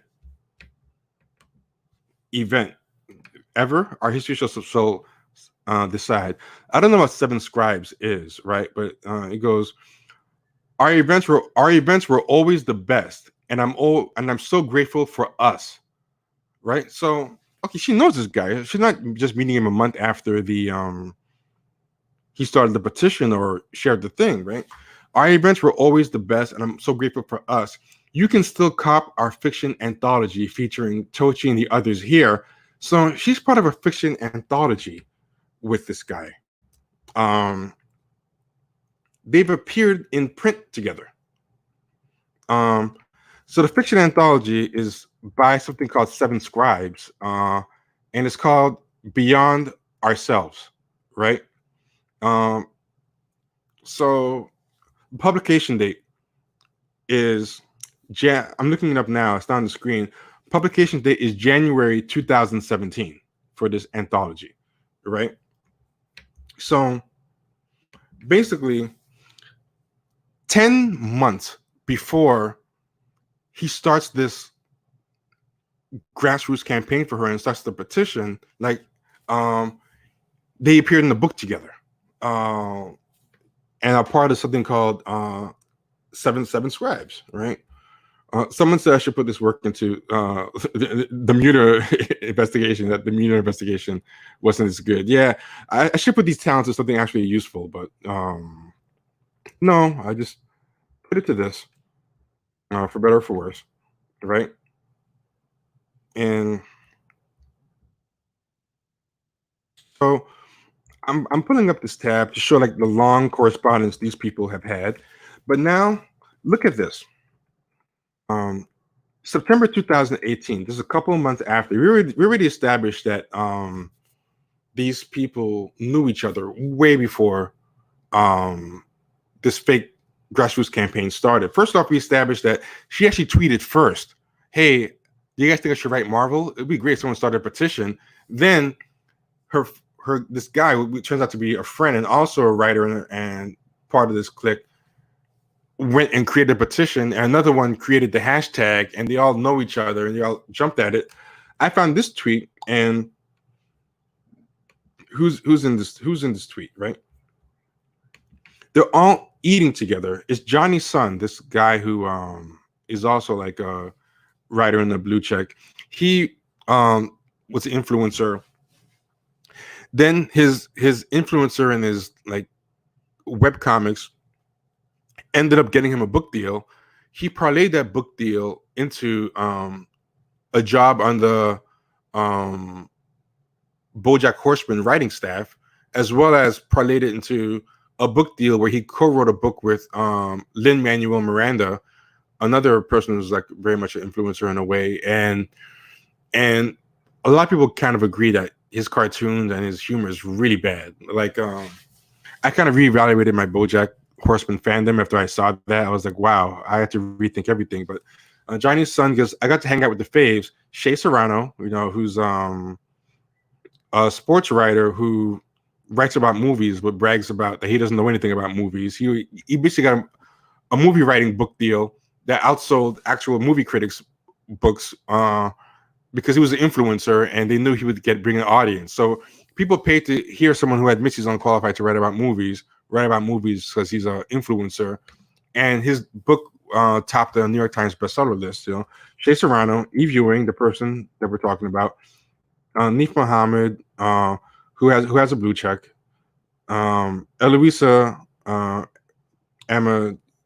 Amiscuba, who is a founder and agent, a poet, an editor, and has a lot of followers.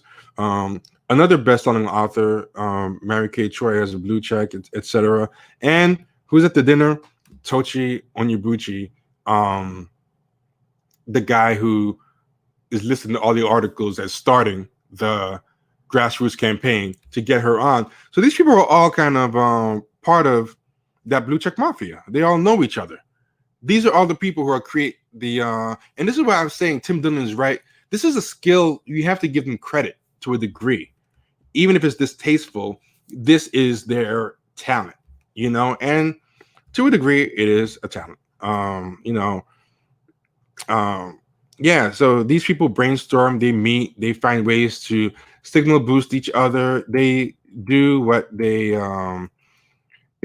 have to do. And this is more correspondence between her and the guy who started the hashtag and supposedly started the campaign, even though he didn't, because her tweet precedes his. She did a tweet asking someone to do a hashtag and demand for her to write the book, and then he did it. Then she responded to his tweet saying, well, since I was asked by people, let me give my qualifications, and yeah. So then what ends up happening? What pray tell, do you think ends up happening, people? What take a wild guess how the story ends, people. Anyone want to take a wild guess?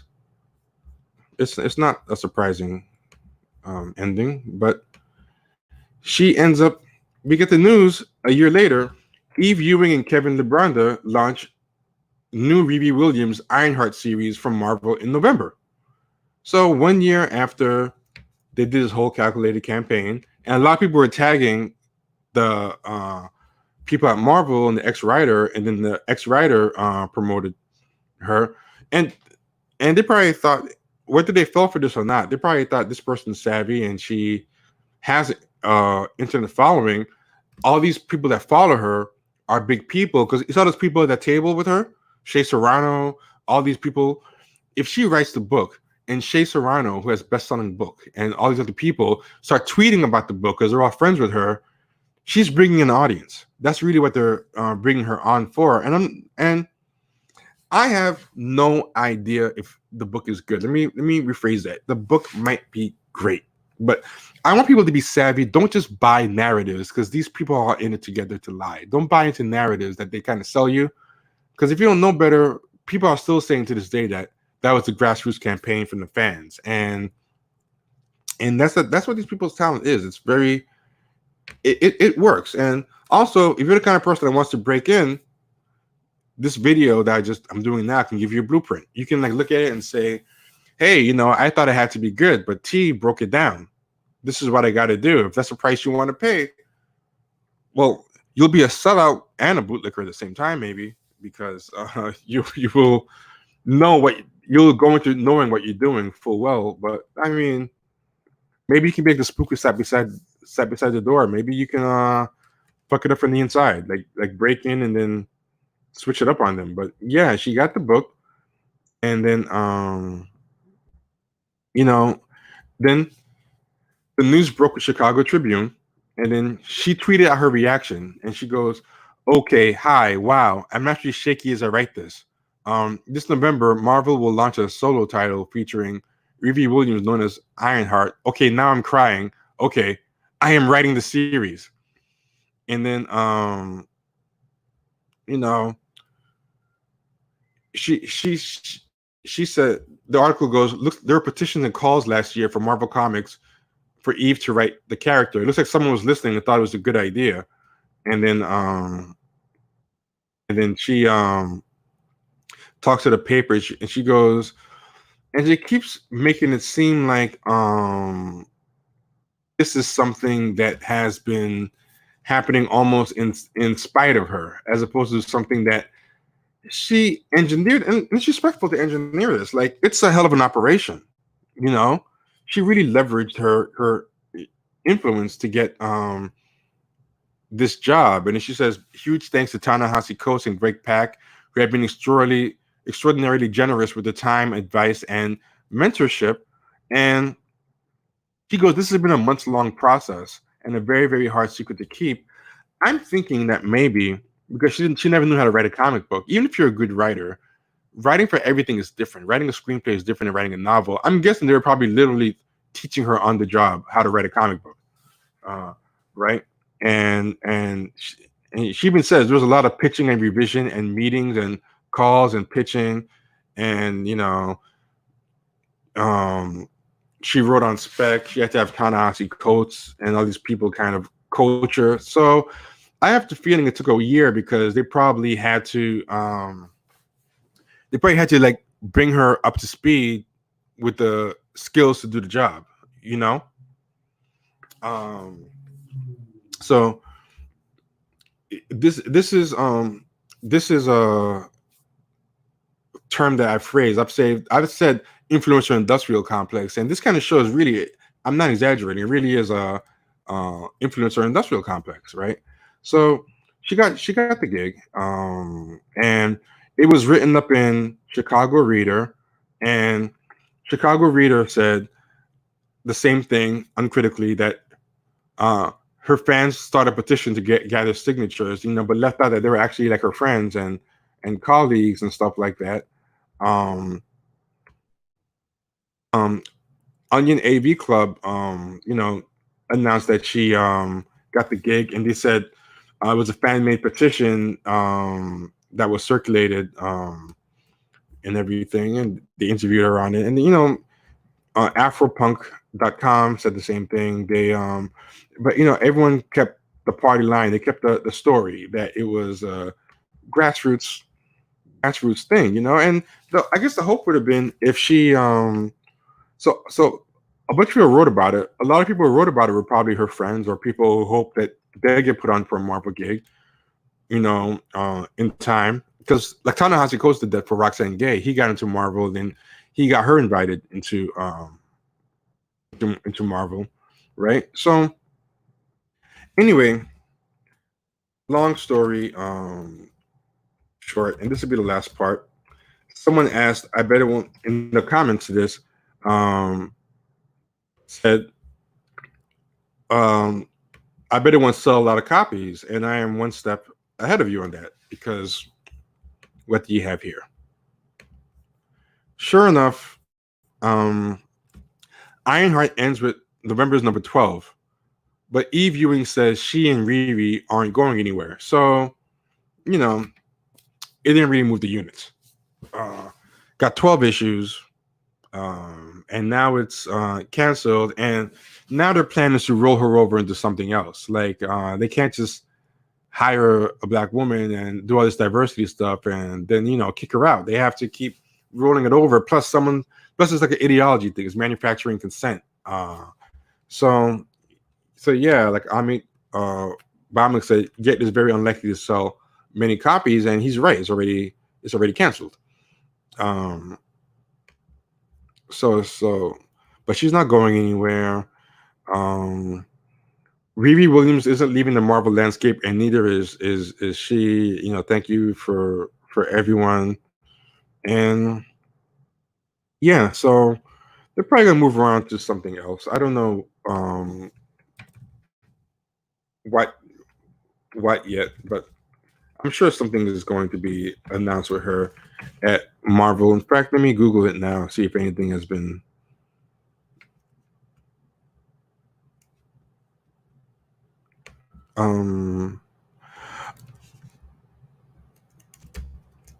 Let's see. Because yeah, I'm sure she's doing something else. So I'm searching in real time right now. They're just gonna roll her over into something else. Okay, so here we go. This spring, Ewing will continue her streak by furthering the narrative of teen superheroes with Outlawed, which is another series, and the Champion series. With Outlawed is a one and done issue, and Champions is an ongoing series that she's going to inherit. So her run on Champions starts in April. It probably would have started, but with the coronavirus, all that stuff is shut down. So the book didn't sell. She didn't get them a profit, you know, but like Jeremy O'Harris, she was able to parlay herself into something bigger, right?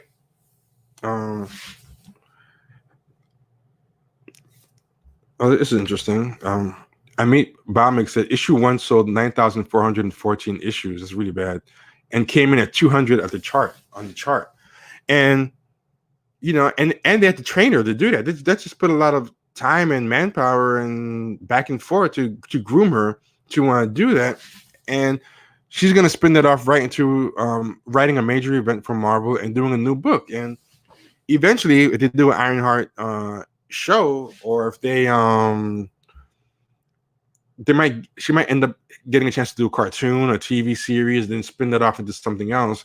Maybe in the long run, she'll end up doing movies, because a lot of movie writers now and TV writers, they're recruiting from comic books now. Comic books is like a pipeline in a way it used to not be, which is why it's attracting so many of these people now that it wouldn't have attracted before. Like becoming a comic book writer just got you a comic book writing career. Now it's like, you know, same way how stand-up comedy used to be.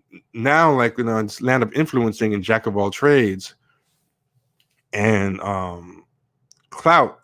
One job is an entryway into a bunch of other jobs, you know. So anyway, did you guys enjoy that? That's the end of it. What would you guys like to see more stuff like that? Was it did you find this informative? Was it too in the weeds?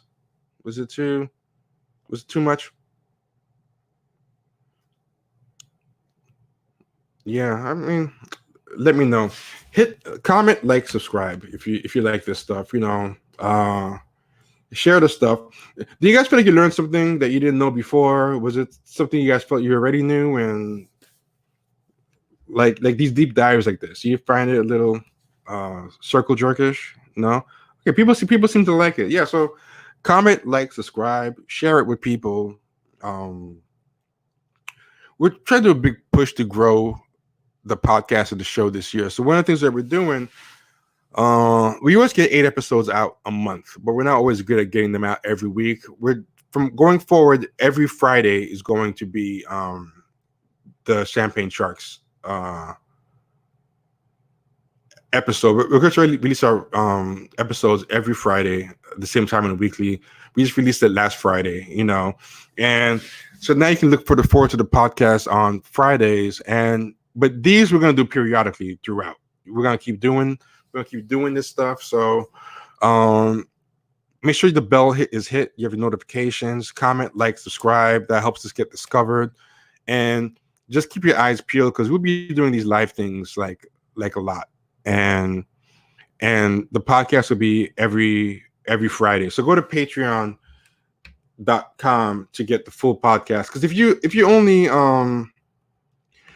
only listen to the free podcast, you're getting one a week. But if you subscribe, you get twice a week, and you get access to all the back episodes, which is about, at this point, it's going to be about 150 back episodes of subscriber-only episodes. You get double the back content in addition to double the new content. And you get access to the Discord voice and chat server. And what's good about that, you don't only get to talk to other you don't get to talk to only other fans of the show. You find out who's going to be a guest ahead of time. You get to pose questions to them. We'll ask, so you get advance notice of our guests, and you get to know what you're going to ask them, and we'll ask them any questions you ask within reason. Don't ask them like they're bra size or anything like that. But if it's within reason, we ask your questions. All right. So thank you, everybody. Again, comment, like, subscribe. Go to patreon.com, Champagne Sharks. Become a subscriber, $5 a month, couple of cents a day, and you get a lot of benefits, including the newsletter. And yeah, share this video, share the podcast. Thanks, y'all.